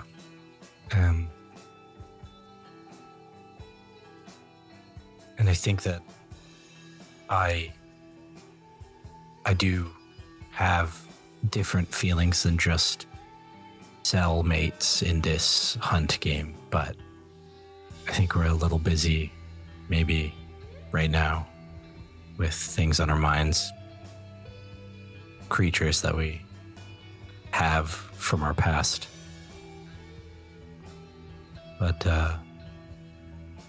still. Although I would like to point out that you were the one that said that life's too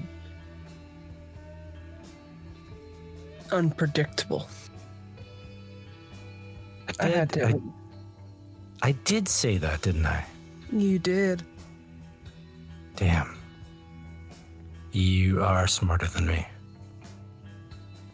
Well,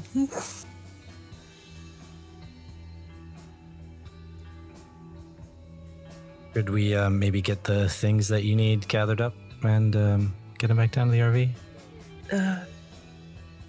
yeah, I only, I just wanted to grab all of my tablets and, Sure. and, That's the electronic pad things, right? yeah, and, I wanted to grab some of my cameras and stuff. Yeah. If you need, I'll go in the living room and see if I can find any of these tablets and bring them with us. Okay. Yeah. Well, on that note, let's pivot to people who actually know what tablets are. Piper and Isobel, is there anything you guys want to talk about outside? Well, I imagine just kind of working in my own little corner. I will have texted Dr. Langley. It essentially is doing what she said, is doing daily updates as to, yes, I'm still alive. I am still here. Okay. And it's, just some basic, my brain keeps going, texting 5x5. All right. Hi, I'm checking in. I haven't gone completely off the fucking deep end yet. My heart rate is X, blah, blah, blah. Mm-hmm. I'll let you know if I have another panic attack. Okay. Yeah, kind of basic stuff. And because Piper and I have also both been in the big conversations that need to happen, so we've gotten out our kind of things. I don't think Isobel has anything. She's like, I need to talk to Piper about this. Gotcha. Okay, well that's cool. While you ladies are hanging out and waiting, and Rosanna and Arthur inside packing up stuff and making sure that they're not leaving too much evidence behind of who Rosanna is, and why she was here, there is a knock on the door to the RV. Look over at Piper like you expecting someone? Should I, or do you want to? I can. As she walks over to the door, Piper is going to grab a knife from the kitchen and just kind of put it in her back pocket, and then go and open the door. Okay. Sir, would you like to describe what Piper sees when she opens the door? Well, first there is a pop, and glitter fills the cabin of the RV.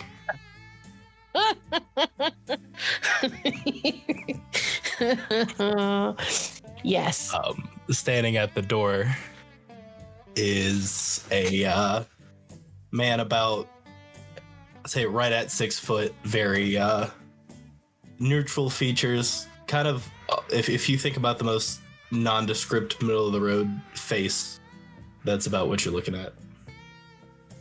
But he is standing there with a full tack vest on, and kind of not much else besides the clothes that he's wearing. Just a simple green shirt and black pants. Piper, you are covered in glitter. I was gonna throw the flashbang, but that seemed mean. Do I have any idea who this guy is? No. Cool. Like in the background being like, what the fuck? Who are you? Oh, well, that's a complex question. Do you want the truth, or do you want the bad news or the good news first?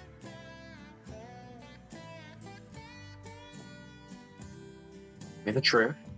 Because if you don't, then I will find it. Oh no, not on me. Sorry, friend. Normally we would be having a very different conversation. I think the name that you guys gave me is Gunshop.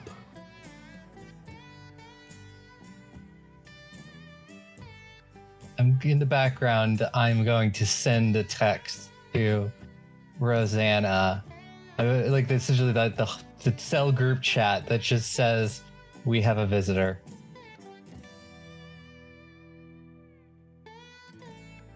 We need to go. Well, sure. I think I gathered up all of these tablet things. Thank you. And Rosanna will just begin to run downstairs. Care to look? I apologize. Gunshop, Oh, are you carrying your signature item? Oh yeah, he's not carrying it. There is a duffel bag sitting next to his left foot, and it looks absolutely filled as far as it can go. Okay. I just needed to make sure. Continue. I apologize. You care to elaborate on what that means?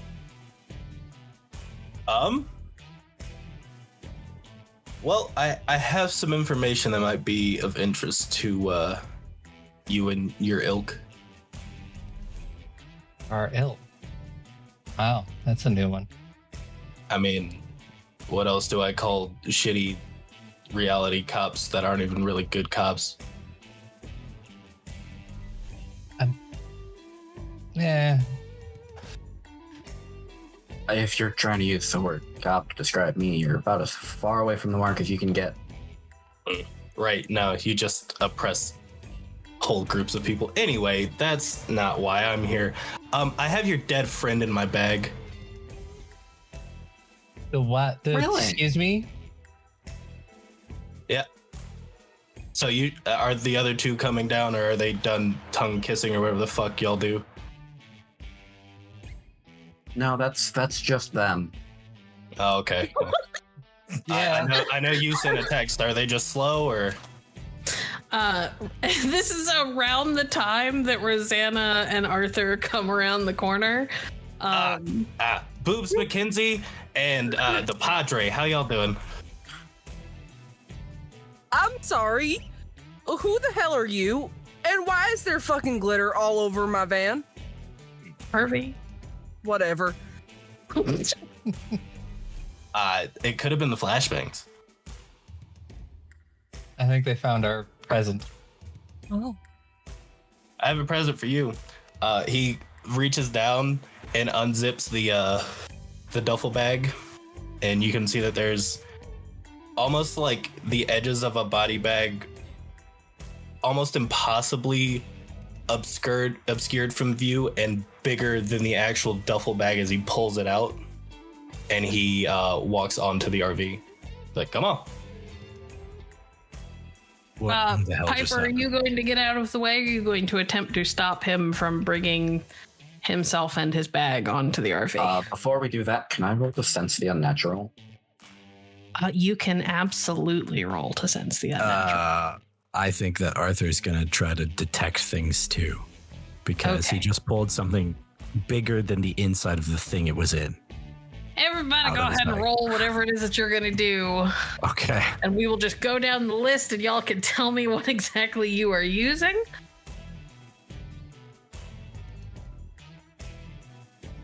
I am not rolling anything because I No, don't me have either. anything. But Isabel's leather jacket is kind of on a pile on the table. There may or may not be a gun in it that is pointed right at the person, and her hand is resting on top of it. But so far she's not making any moves until shit pops off. Okay.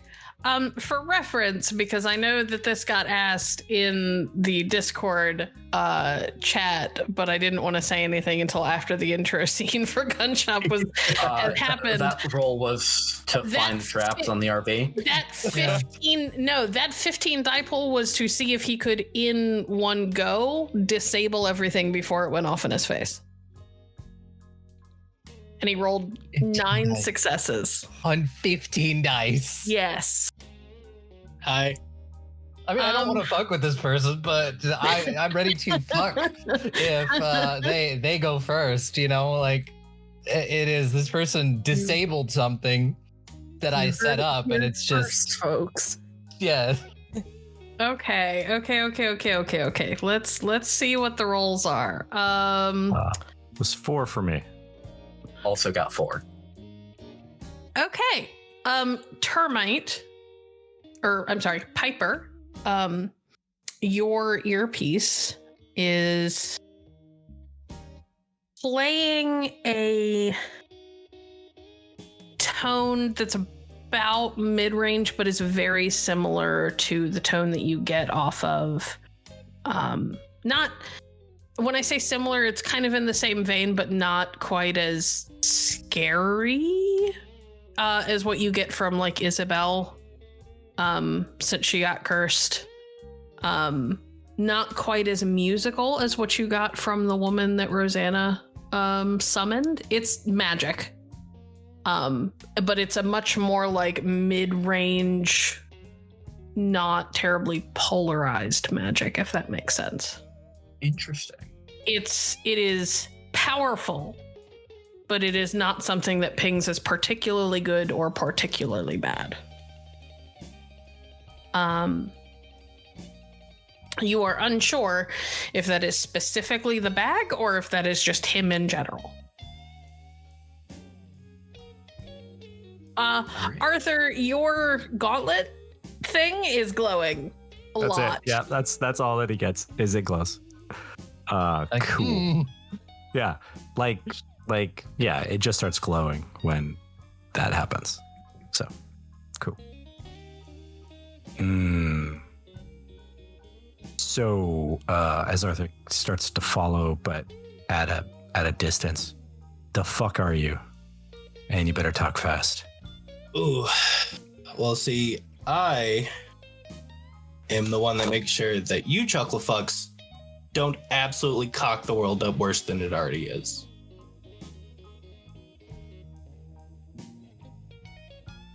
We must be doing a real bang up job of that. Oh, yeah. Speaking of which, and he reaches down and like quickly unzips the body bag, and inside is the body of Zephyr. Their hair is shock white. Their face looks extremely like emaciated and sunken in. They're kind of like curled up in on themselves, and they just look extremely like desiccated. So I am guessing they weren't killing things for sport, experimenting on them, cutting toes off when they were rolling with you guys. You have about 2 seconds to make yourself clear. It's pretty clear. I brought you your friend. I'm here to give you information, which is not a thing I normally do. Typically, I kill all but one of you, maim you horribly, and then send you off to choose to either retire or die and tell your friends to do the same. But today, there are a lot bigger issues than my qualms of what the fuck you're doing.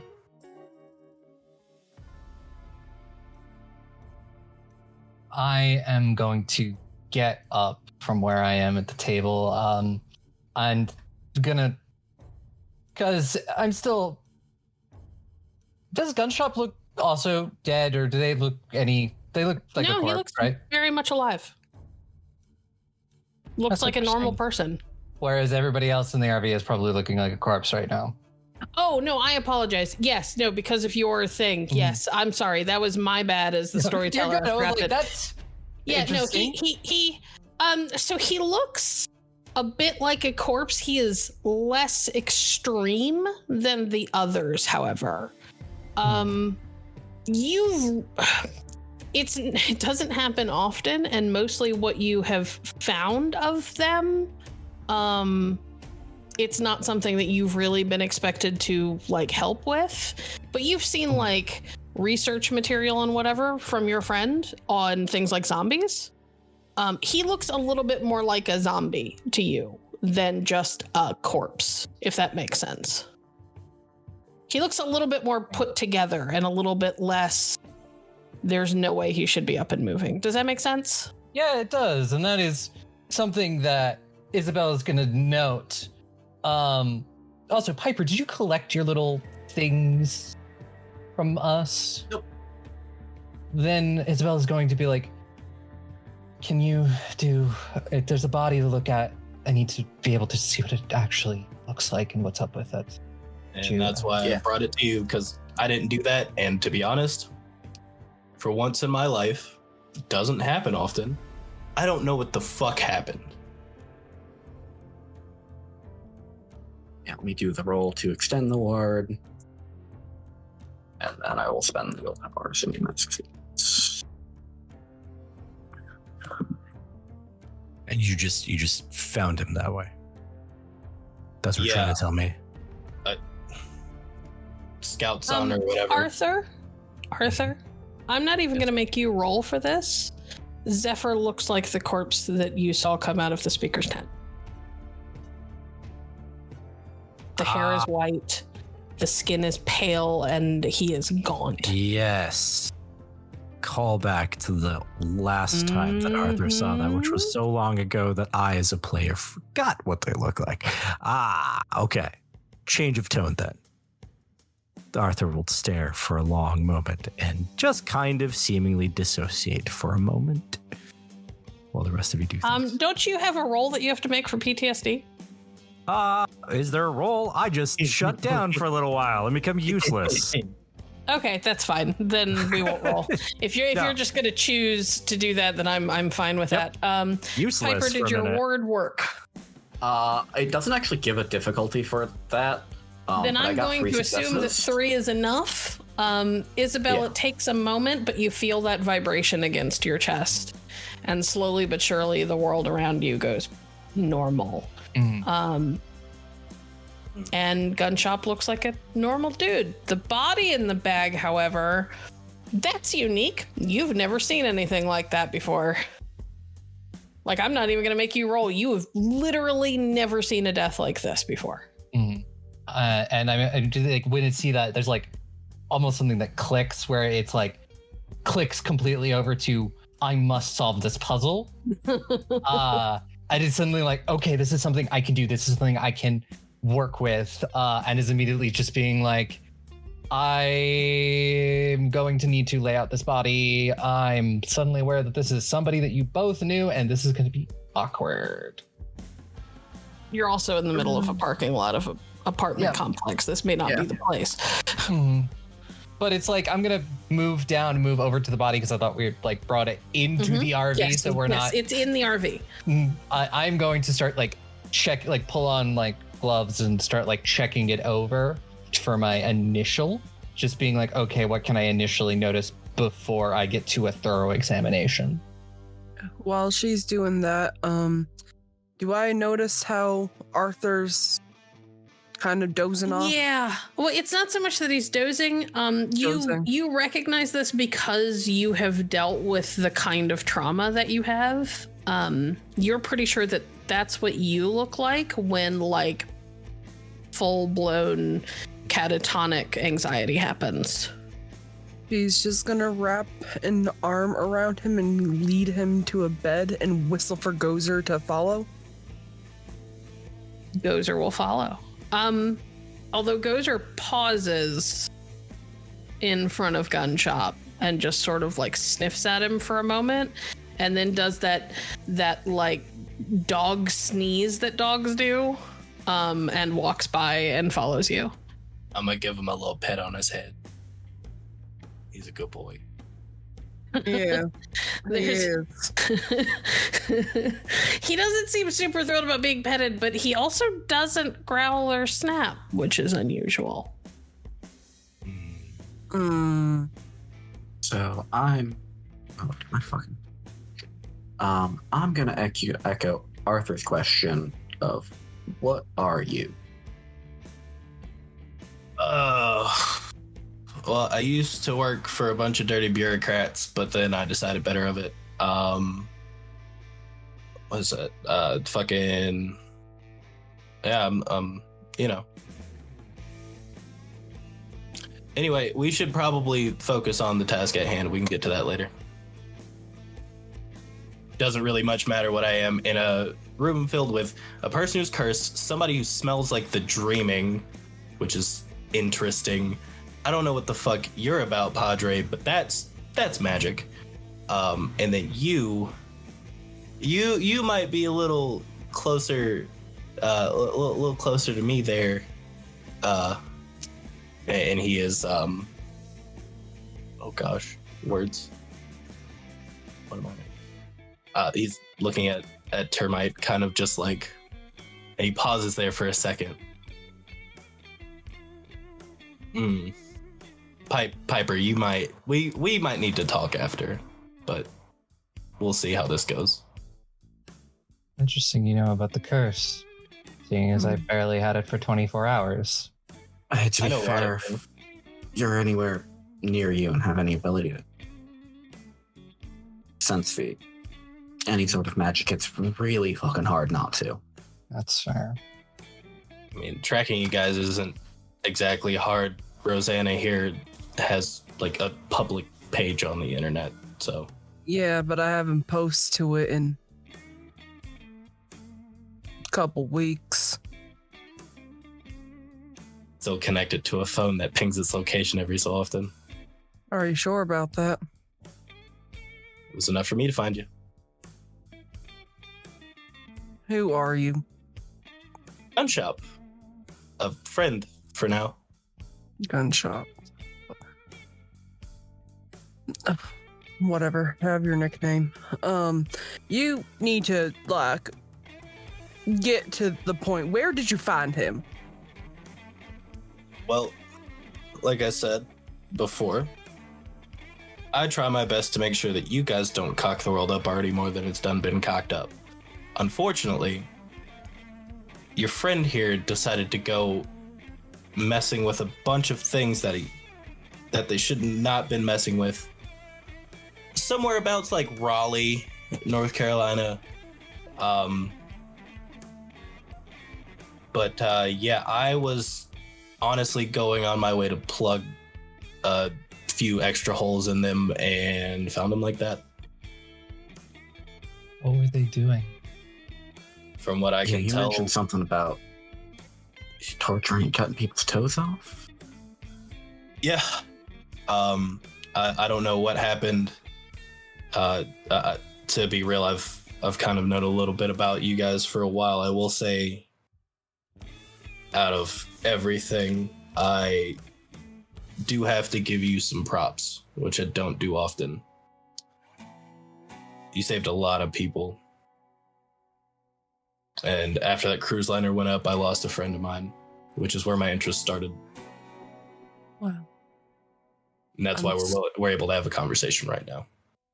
I'm sorry about your friend. If you couldn't tell, we know what that's like.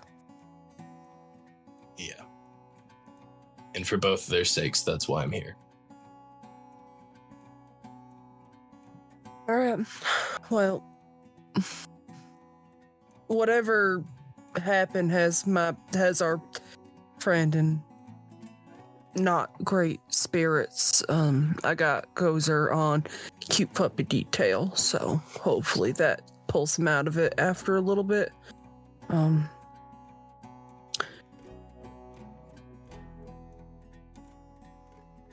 So you have no clue what could have possibly happened to him?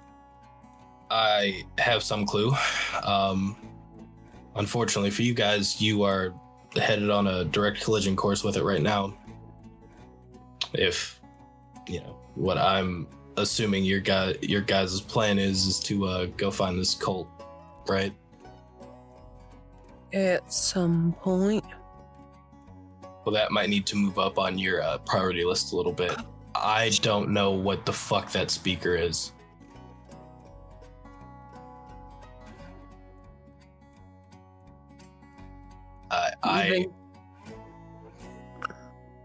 You think that the speaker has something to do with this? I'm pretty much almost certain they weren't the only body. That would explain Arthur's reaction. Yeah. Yeah. I'm gonna go check on him now, actually.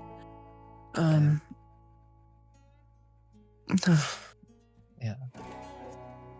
Just gonna turn and go back to the bed that she dragged Arthur to and put Gozer at on emotional support service animal the duty. We need to get Gozer a little vest. Yeah. Gozer is don't touch like me, I'm nervous. sitting awkwardly because he doesn't like he gets along okay with Arthur, but they're not buddies. Like they're barely tentatively able to be in the same room. But he is like sitting and has just sort of like set his head in Arthur's lap. But his eyes are like darting around and he keeps looking from like Gunshop to everybody else and then back to Gunshop to everybody else. It's okay, boy. You're doing the best you can. Arthur, if you would like to attempt to snap out of it, you can roll me your unspent willpower. Okay. When do you want me to roll any kind of medicine on this body? In a minute. Hold on. Yeah. I was just gonna ask.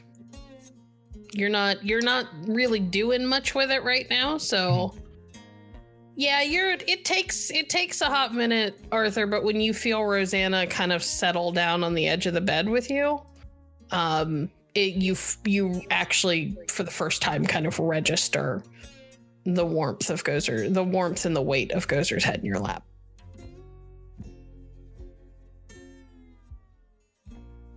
Arthur.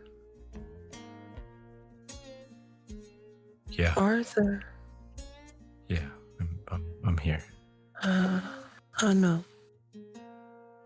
Hey. Hey. You don't need to be in here. I should be out there and trying to do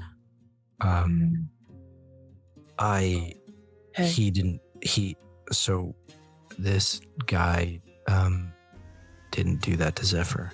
No, I know. He told me what he thinks might have happened. And we're gonna kind of expedite our trip. We're gonna go take care of it. What do you mean we're gonna take care of it? I think that I don't think you understand. That is what the speaker does to people.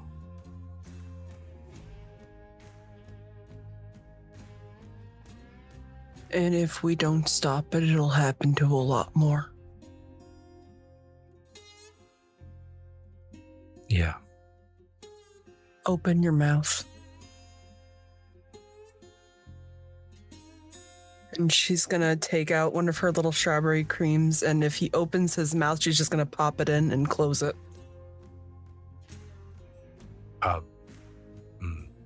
So cool. Just give it a minute. Arthur, you do, after a moment, feel a little warmer. A little bit like somebody gave you a really long hug. I never thought that candy would make me feel like well, like this. But maybe we can. Guess it's been a while since I've really had some good candy. Well, you know what I always say. My day gets a little bit better with the strawberry cream. I guess so. What are you having here? Amphetamines?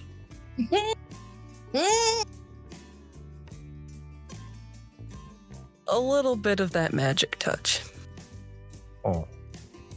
Well, we've probably got to talk to this person, since I think that they might be telling the truth, that they're kind of on trying to help in some way. Yeah.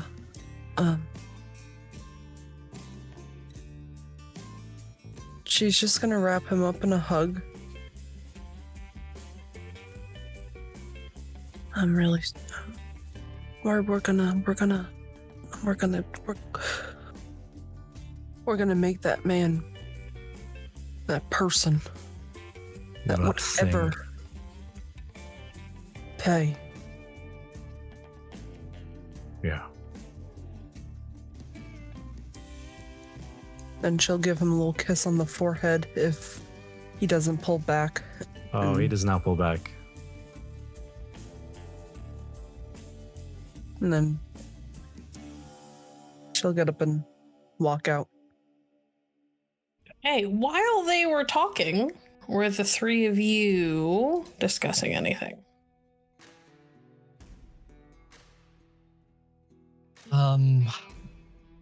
Yeah, Isabel is gonna look up at Gunshop and be like, "Can you tell me anything else about how and where you found this person? You think it was any details could be important?" Really shitty attempt at a shallow grave in Raleigh. From what I could tell, they were cutting a path through anything they could get their hands on. It was really bad. I had to rush to get to them before something else did, because I was worried if they found our friend here, Zephyr was gonna cause a nearby town to have a really big problem of a lot of dark shit. Trail kind of went cold for a while. I found a lot more bodies, even found where they were holed up. I didn't at first go for them because I was worried they were still with y'all. Fortunately or unfortunately, they weren't. But I guess they had been. Their new obsession was this cult and all the disappearances around it. And correction, it was less that they were interested in the cult, and more that you could see that they were very obviously targeting the speaker. Because they were only going after supernaturals, different types of supernatural. So, looks like that didn't go too well for them. Or the 12 other bodies I found with them. All of them same kind of. Yeah. Fascinating. And writing small notes in my shorthand. That is the wrong reaction. Isabel, will you make me an int and medicine check? This is just for a preliminary look over the body. You are nowhere near you guys have not had time to set up Yeah. to be able to properly cut a body open or anything without making a huge mess, but That is 5 successes. okay. The first thing you notice is that for something that looks so emaciated, there's definitely blood in this body. It's weird. It's like the skin is just sort of sagging in. Does that make sense? Yeah.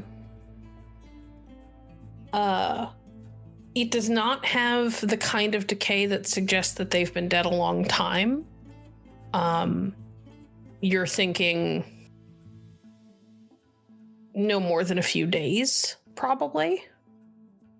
It's hard to be 100% sure because of how weird the death is. Yeah. So you've met Zephyr. Zephyr was African American. He had, dark hair. And his hair is shock white.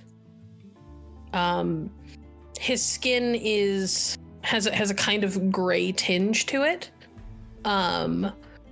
When you pull back the eyelid to try and get a look at what the eyes look like, to see if they're damaged in any way, there's no color to the iris anymore. It's like they're completely clouded over. But the weirdest part is that there isn't a single mark on this body that looks like it killed them. There are some hints that they probably took a beating at some point before they died, but the marks are older. Yeah. Definitely not from when they died specifically. Does that make sense? Like it might have been from an old hunt. They started healing from it a little bit before they died. Yes.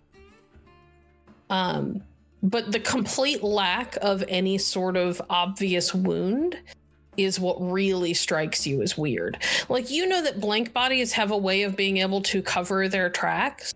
But if they're going to kill somebody, they just take all the blood. There wouldn't be blood in this body if it was a blank. Exactly, but there's definitely still blood in here. There's enough that there's no way it was a blank that did this. Yeah, it's just being like, you do hear the word fascinating and curious a few more times as Isabel is looking over this, because it's just like completely disassociating from who this person was. Now this is a science experiment to her. Yes. Gotcha. An audible groan from Gunshop. Fascinating. Oh, God. Yeah, that is not the kind of reaction something like this should give. We're supposed to be the fucking monsters. Jesus. It's absolutely horrifying, but it is also fascinating that somebody could do this. I've never encountered this before. So it is new for me, and the fact that something can do this could feasibly kill somebody it is like they drained, but it's not drained. Still has all of his blood. Because if it was a blank, we know blood. They didn't drain his blood. They just Didn't drain his blood. his life. Got a blank. It drained the life, the energy, everything out. I checked too. I have a few contacts. Zephyr isn't exactly walking around anywhere either. Otherwise, he's gone. I really need you to understand, he is gone. The spirit drained the spirit. And it's just completely in Mortician brain, and this is where she feels most comfortable and most at home doing this kind of work. And it's just being like, I'm gonna need samples of this, and this. And it's kind of making lists of being like, maybe I can get Allison to run me some more tests, because there's no way I have space to run these tests where I am. Maybe that'll give us more information as to what the effects it has had on his body. Rosanna and Arthur, this is the scene that you walk back out to. Isobel is like obsessing over making notes. She hasn't made any incisions or anything like that, but she has got Zephyr out of the out, essentially laying in the body bag, but the body bag is open. Mhm. From top to bottom, and she is examining every inch. It's called ascension. Yeah. Or at least that's what the speaker called it. Ding ding. Did Zephyr have any effects on him? Or is it just whatever's here? Would I have gotten his phone, I'm assuming?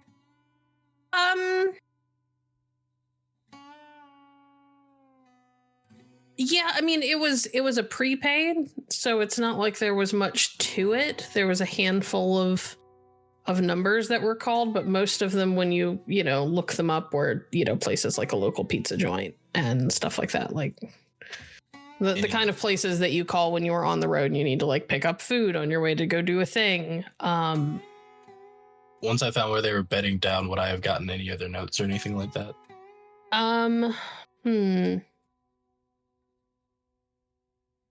You know that somebody, you're not entirely sure who, which is a little concerning for you given your focus and how good you are with technology.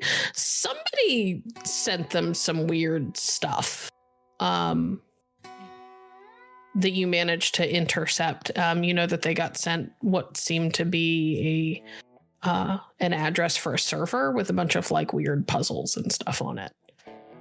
You didn't fuck around with it. You just saw that was there the last time that they tried to reach out to Zephyr. I'll relay all that.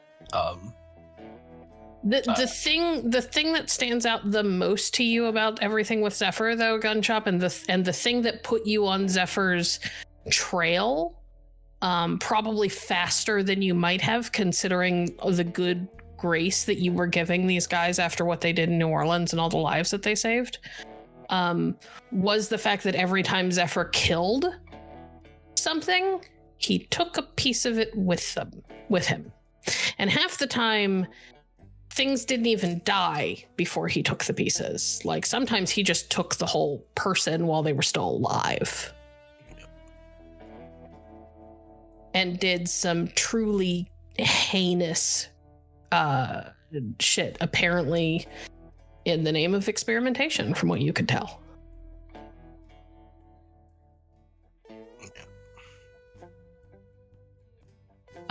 You've seen some really, really terrible scenes considering what you do, hunting hunters. You've seen like the scenes that you leave behind when you decide to go to town on a cell. And nothing has really given you pause quite as much as what Zephyr was willing to do to a supernatural if he caught them alive.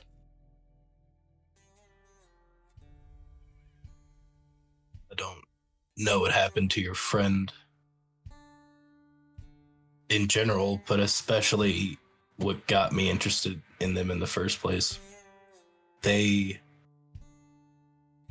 snatched up one of my kind right as she figured out what she was.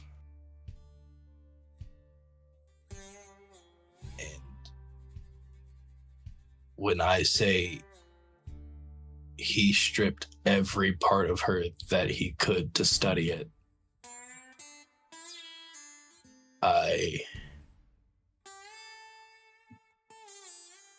don't know.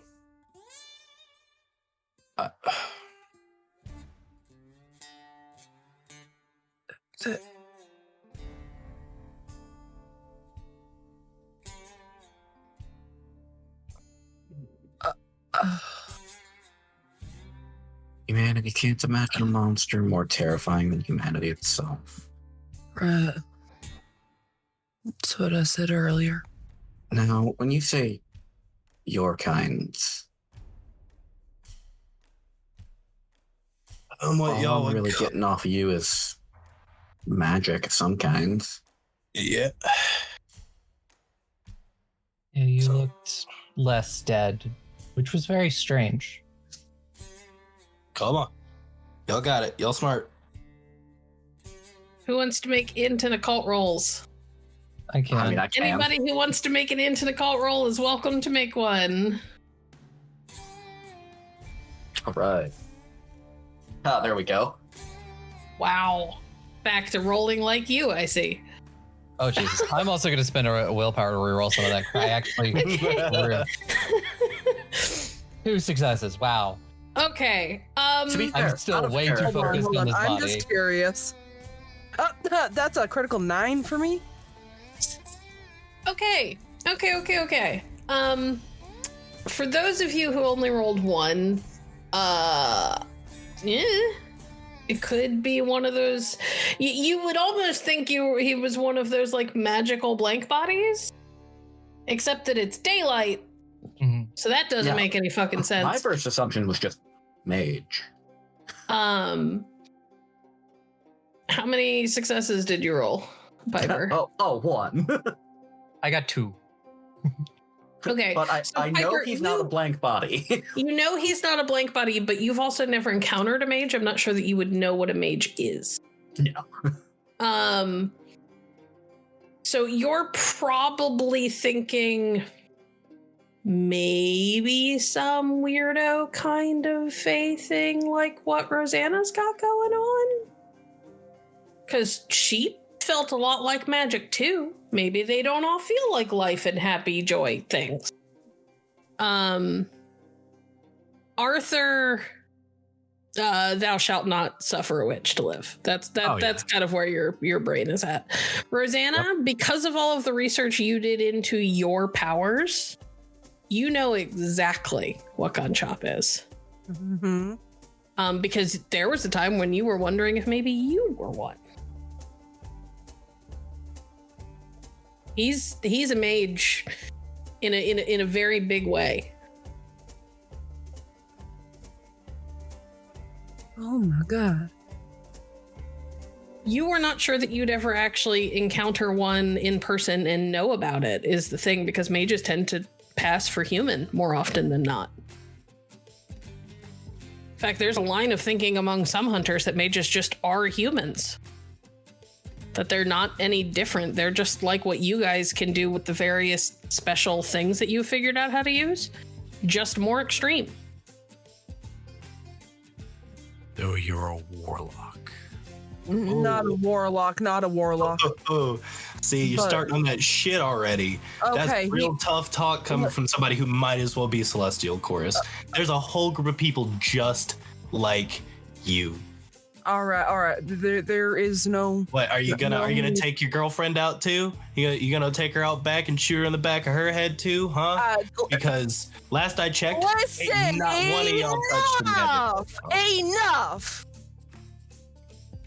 We are in a very dire and serious. No. Enough. No. Enough. I was just gonna say that I was gonna like him. That's all I was gonna say. But then he had to go off and do that. That's all. Hey, Listen. I'm gonna go. I'm gonna look I don't over want to it. hear it from Arthur.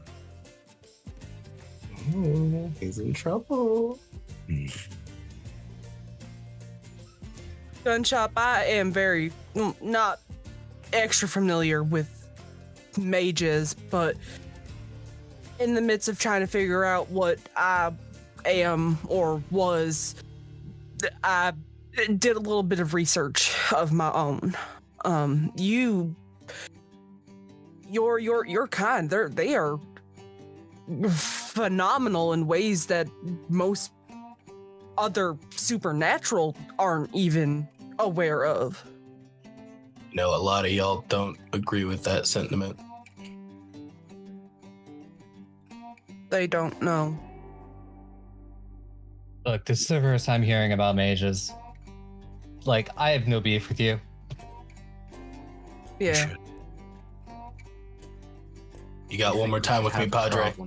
Okay. The lights in the RV start to flicker. All right. Listen, we don't need to be getting on toe-stepping territory right now. We appreciate you bringing Zephyr to us. Let me be the first one to say it. You didn't have to, but you did. Piper. Yes. Wits awareness, please. Okay. Don't worry, it's not a hard roll. I just need to know that you notice.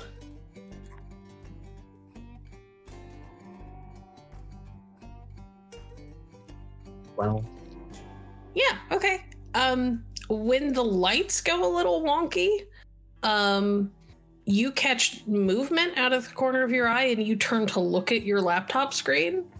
And there are lines of code like you have never seen before that flow across your screen for just a moment. And then the lights settle and your screen goes back to normal. She is right about that. You didn't have to. And but I think Gunshop's right. I think he and I should have a talk.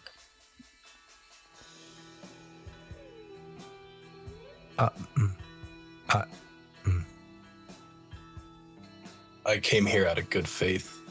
But if you want Yes. to run off and get yourself murdered or whatever the fuck that is, go ahead. That's fine. I can figure something out. I can find another cell that has a little bit more brains in them, and we can try it again. No. Yeah. Listen, Gunnar, we could really, really use the help.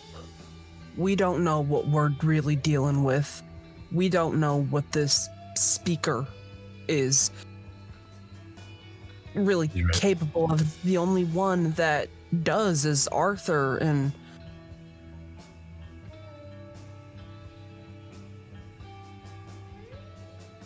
if you are willing to help us,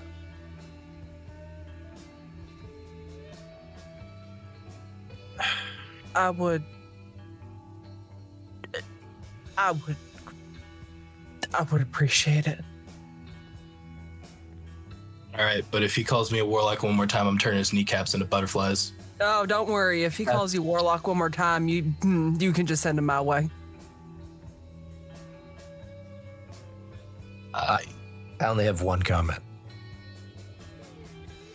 Actual butterflies, or do you mean like bending them outward?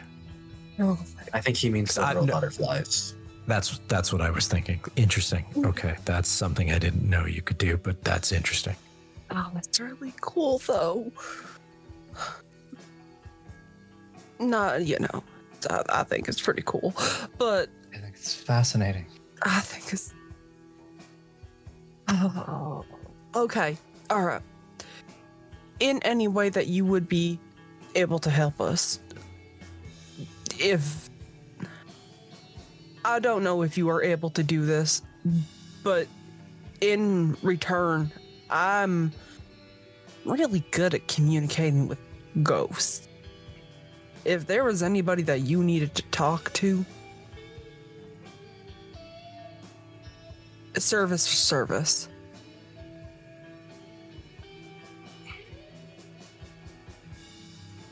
We'll see how that goes.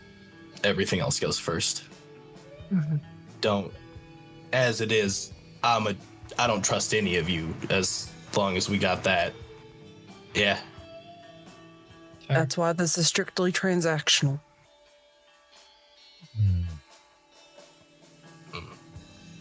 All right then. So, what were you planning next? I think we were heading to New Orleans. I think before we do that, we should work out the rest of these puzzles.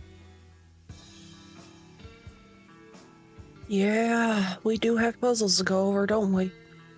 Seems like figuring those out might be important. Mm-hmm. I mean, I can conquer, divide. We can work on them as we drive.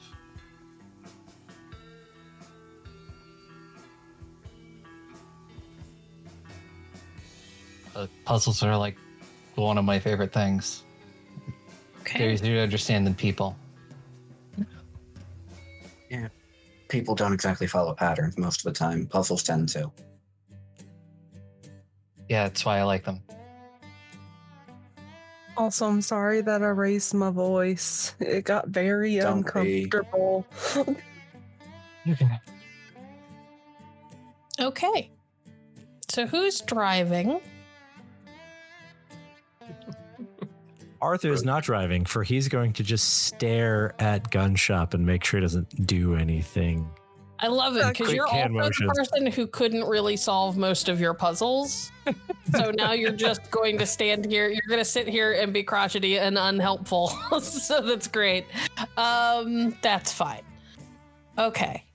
So Rosanna's driving, which is good because Rosanna is the one person who solved all of her puzzles. I believe it was Isobel had 1, Piper had 1, and Arthur had 3 that didn't get solved. Yeah. 0 out of 3 were solved on Arthur's end. No, I apologize. Arthur had 2 that didn't get solved because it was anything 3 and up got solved.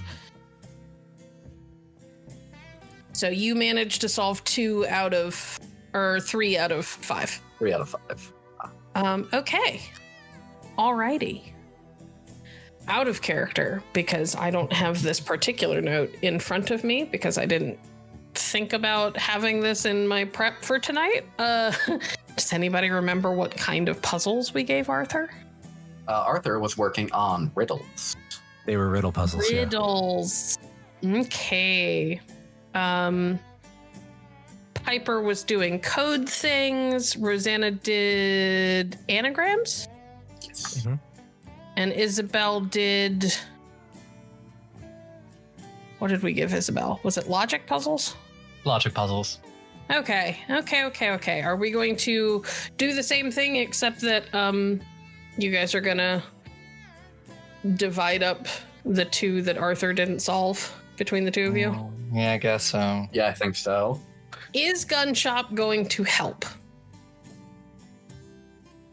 Yeah, but only because the trail everyone else is cold. He might as well collaborate. Okay. All right, so I'm going to allow Isobel and Piper to both make 2 rolls. Int and academics for both of Isobel's. Piper, int and academics for 1 and int and technology for the other. You both get an additional 2 dice because Gunshop is helping.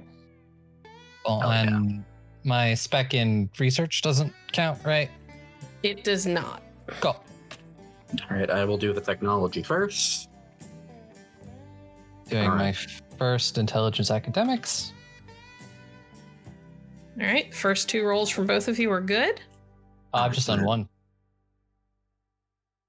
All right. Well, I meant the first roll from each of you. Yeah. Holy shit. I think. As I said, Isabel's great at puzzles. Ready. Between the 3 of you. Oh wait, that's not even counting. I Yeah, forgot because I you didn't have a the plus bonus. 2.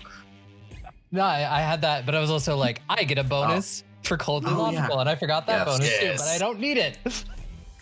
Damn. Okay. Yeah, no. Between the 3 of you, you blow through these puzzles while Rosanna is driving towards New Orleans. Arthur is in like the passenger seat, but he's got it like turned so that it faces into the RV. Yep. And he's glaring at Gunshop the whole time. Just Who like, seems to just give like zero. leaning there. At a certain point, he grabs like a nearby blanket and like does the flare of a magician, and like when he drops it, he like, you can see he's pulling from his pocket. He pulls out like just a very fresh looking 1911. He waves his hand over it and it's gone. Gunshop's now doing magic tricks because Arthur won't stop staring at him. Wait, I got one for you. Preach. Oh no. Fuck yourself. Wow. Okay. Amazing. Can we not vape in the RV, please? Yeah. I see you doing it, Gunshop. Put it away. Listen, Gunshop. I don't trust you, but I understand that you are helping, so I'm gonna let that slide. What the fuck is a celestial chorus? All right, so imagine if, we got you, the weird religious fanatical hang-ups and whatever the hell, and you gave it the power to bend reality to your will, and you decided to instead be super close-minded and still read a book. That's about it. So you're kind of like 100th of the way there. Interesting. So are there just so you mentioned celestial course, how many different types of mages are there? See, I don't know about that. Well, I do. I'm just not gonna tell you that. Although I think your friend over there, Typey, is probably one of mine. For a mage? Not yet, but a little too good with computers.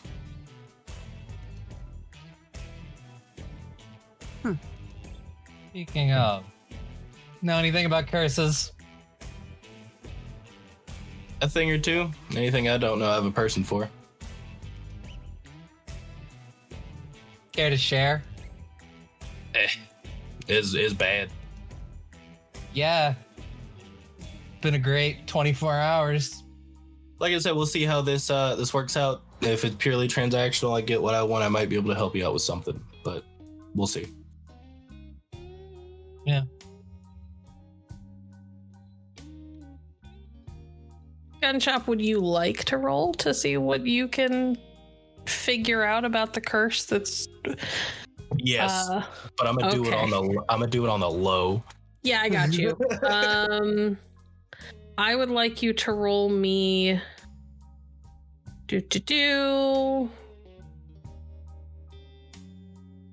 go with 9 dice. This particular curse is not in one of your specialized areas.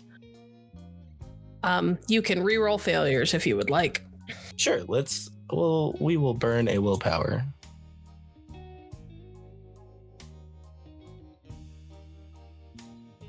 Hold on. You hit the button. There's a button. Yeah, there's a re-roll failures button. failures Oh, button. let's get it. Okay, still 3. Yeah. It didn't That's change fine. anything. You know enough to know that that particular curse doesn't come from a mage. Ooh, well, wouldn't be one of mine. That's the other thing you know is that it is definitely blood magic. Oh, piss off any vampires lately? Pretty sure that one of them was didn't directly tangle with one, but one is certainly left us a surprise gift. Yeah, been a few years since I last pissed off one directly. Most of the ones I pissed off I thought were still back in California.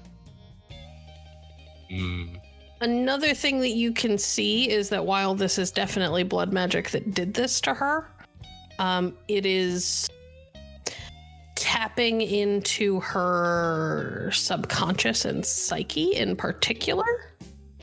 It is pulling on the things that frighten her the most, like it is harnessing her personal nightmares.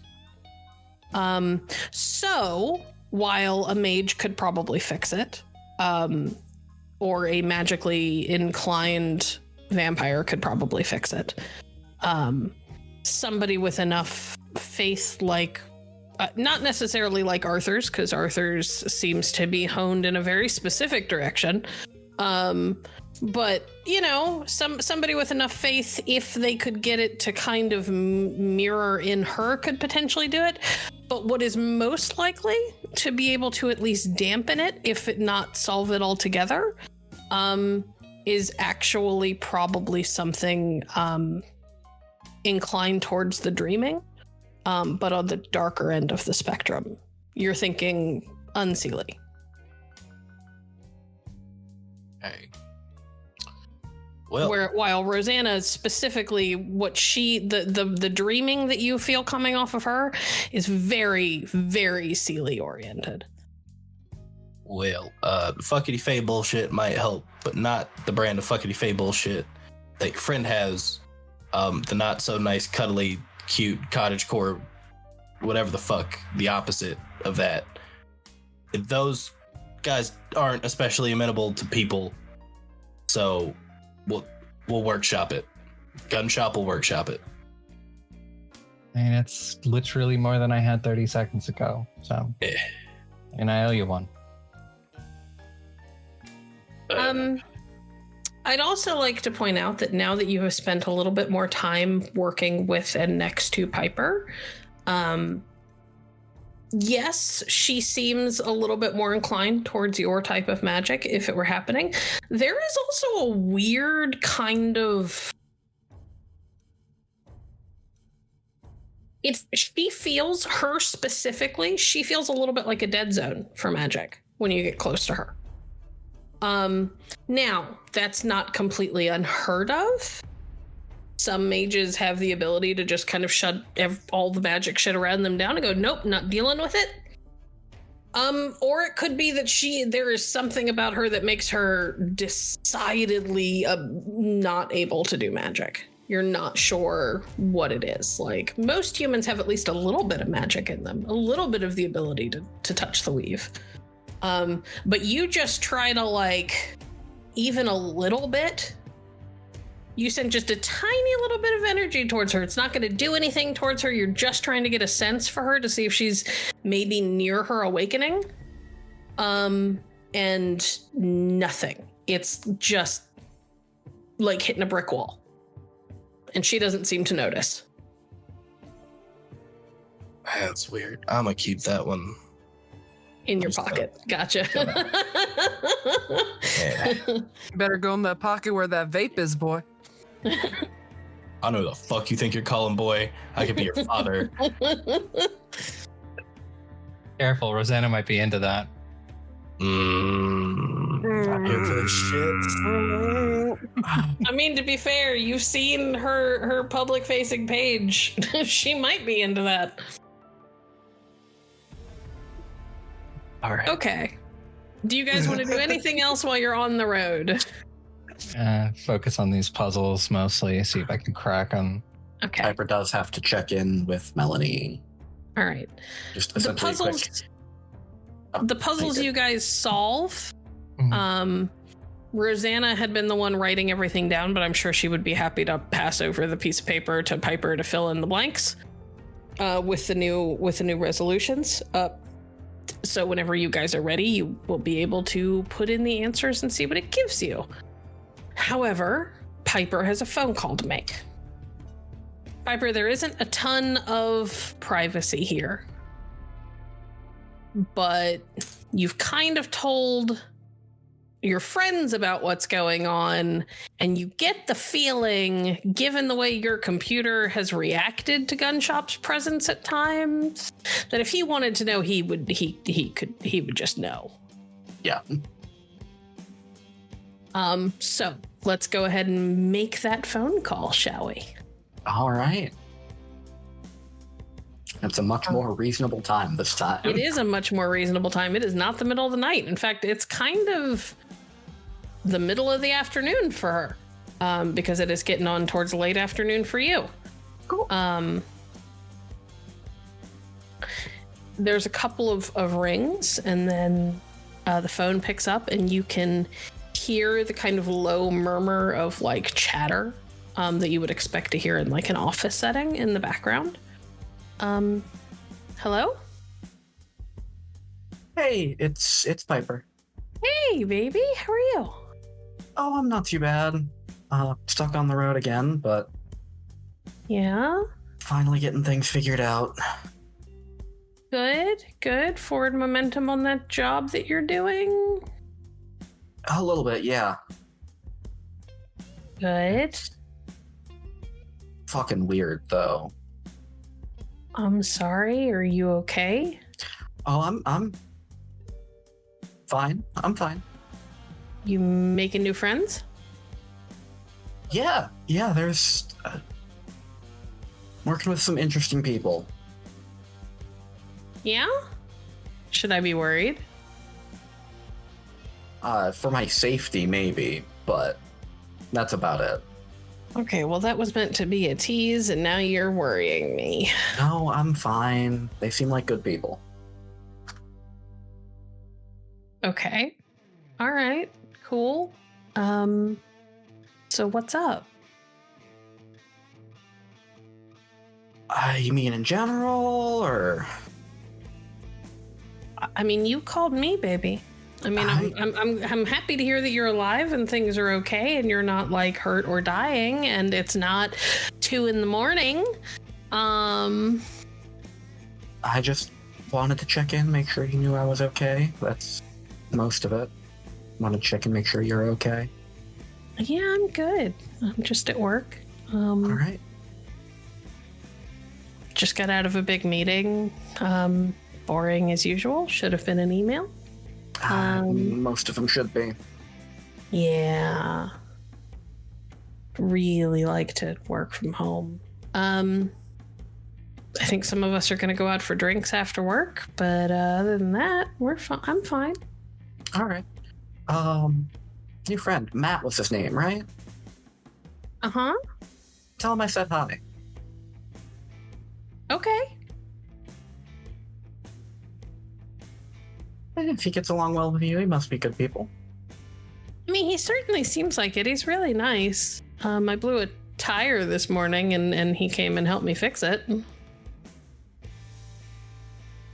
Well, at least you can count on him for that. Speaking of which, don't be mad. Have to take your car to the body shop because I apparently don't know how to put a car up on a jacket I sort of damaged. It's not bad, and the guy at the shop that I stopped at on my lunch said that they could fix it in like a day, so it'll be fine by the time you get home, but I'm sorry. That's all right. Those things are pain in the ass. Okay. All right, well, my boss is looking my way, so I should probably get going unless you need something specific. Nope, that's all. Okay. Well, I love you and I'm glad that you're safe. And, at least text me whenever you get to where you're going. Yeah, absolutely. Okay, bye, baby. Bye. Love you. Love you too. And she hangs up. Oh, bye, baby.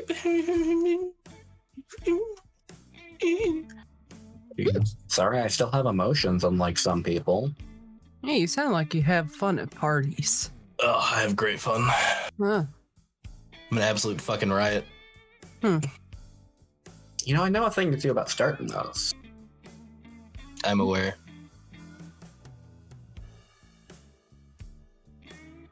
Okay.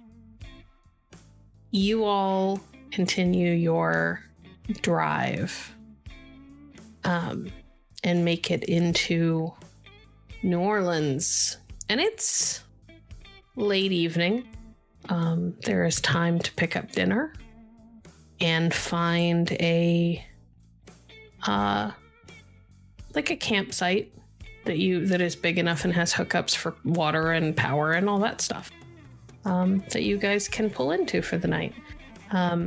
We've only got about 10 minutes left, so we're not going to get into the puzzle stuff because that's a whole thing that we can tackle next time. You guys pull in.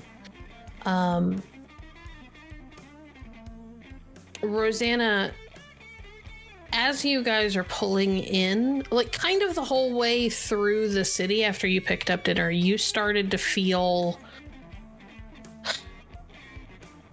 I don't want to say queasy, but uneasy. And it was one of those things that was, you were uneasy in your gut. Like something felt off. And the longer you kind of tried to press it down and ignore it because you were driving and getting to where you needed to be, the more insistent it got until it had migrated from your gut, like up the back of your neck to like your head, to like your mind. And it felt like you were being physically tugged. And you hold on to that control the best you can as you pull in and park. And you stand up to get out of the seat thinking, I'm just going to go outside and get some air. And you stand up and everybody else sees your knees give way and you just crumple like a ragdoll. Gunshop, you specifically feel and taste a surge of the dreaming when this happens. Oh, smells like freshly cut grass. Oh shit. Are you allergic to freshly cut grass? I got seasonal shit. It's fine. Rosanna, the world goes black as your body hits the floor of the RV. And when you open your eyes again,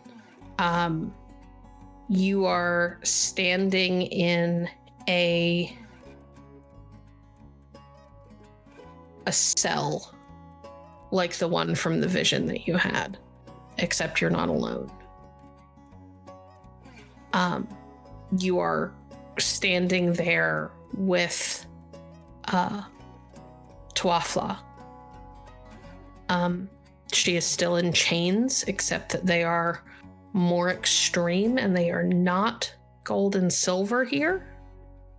They are heavy and they are iron. There is a collar around her throat and manacles around both of her wrists and both of her ankles. And the chains, instead of going to you, extend from her to beyond the bars that make up one of the walls, where a woman who looks remarkably like you is standing there in a nun's habit.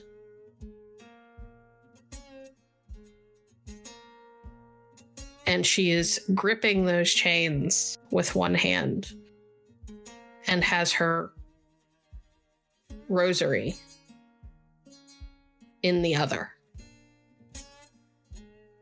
And she sort of looks you over, up and down, makes a sound that you can only describe as derision and disapproval.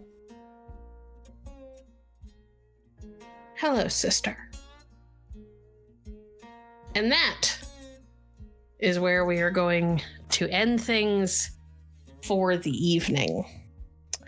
Thank you, everyone, for joining us. It was lovely to play for the night.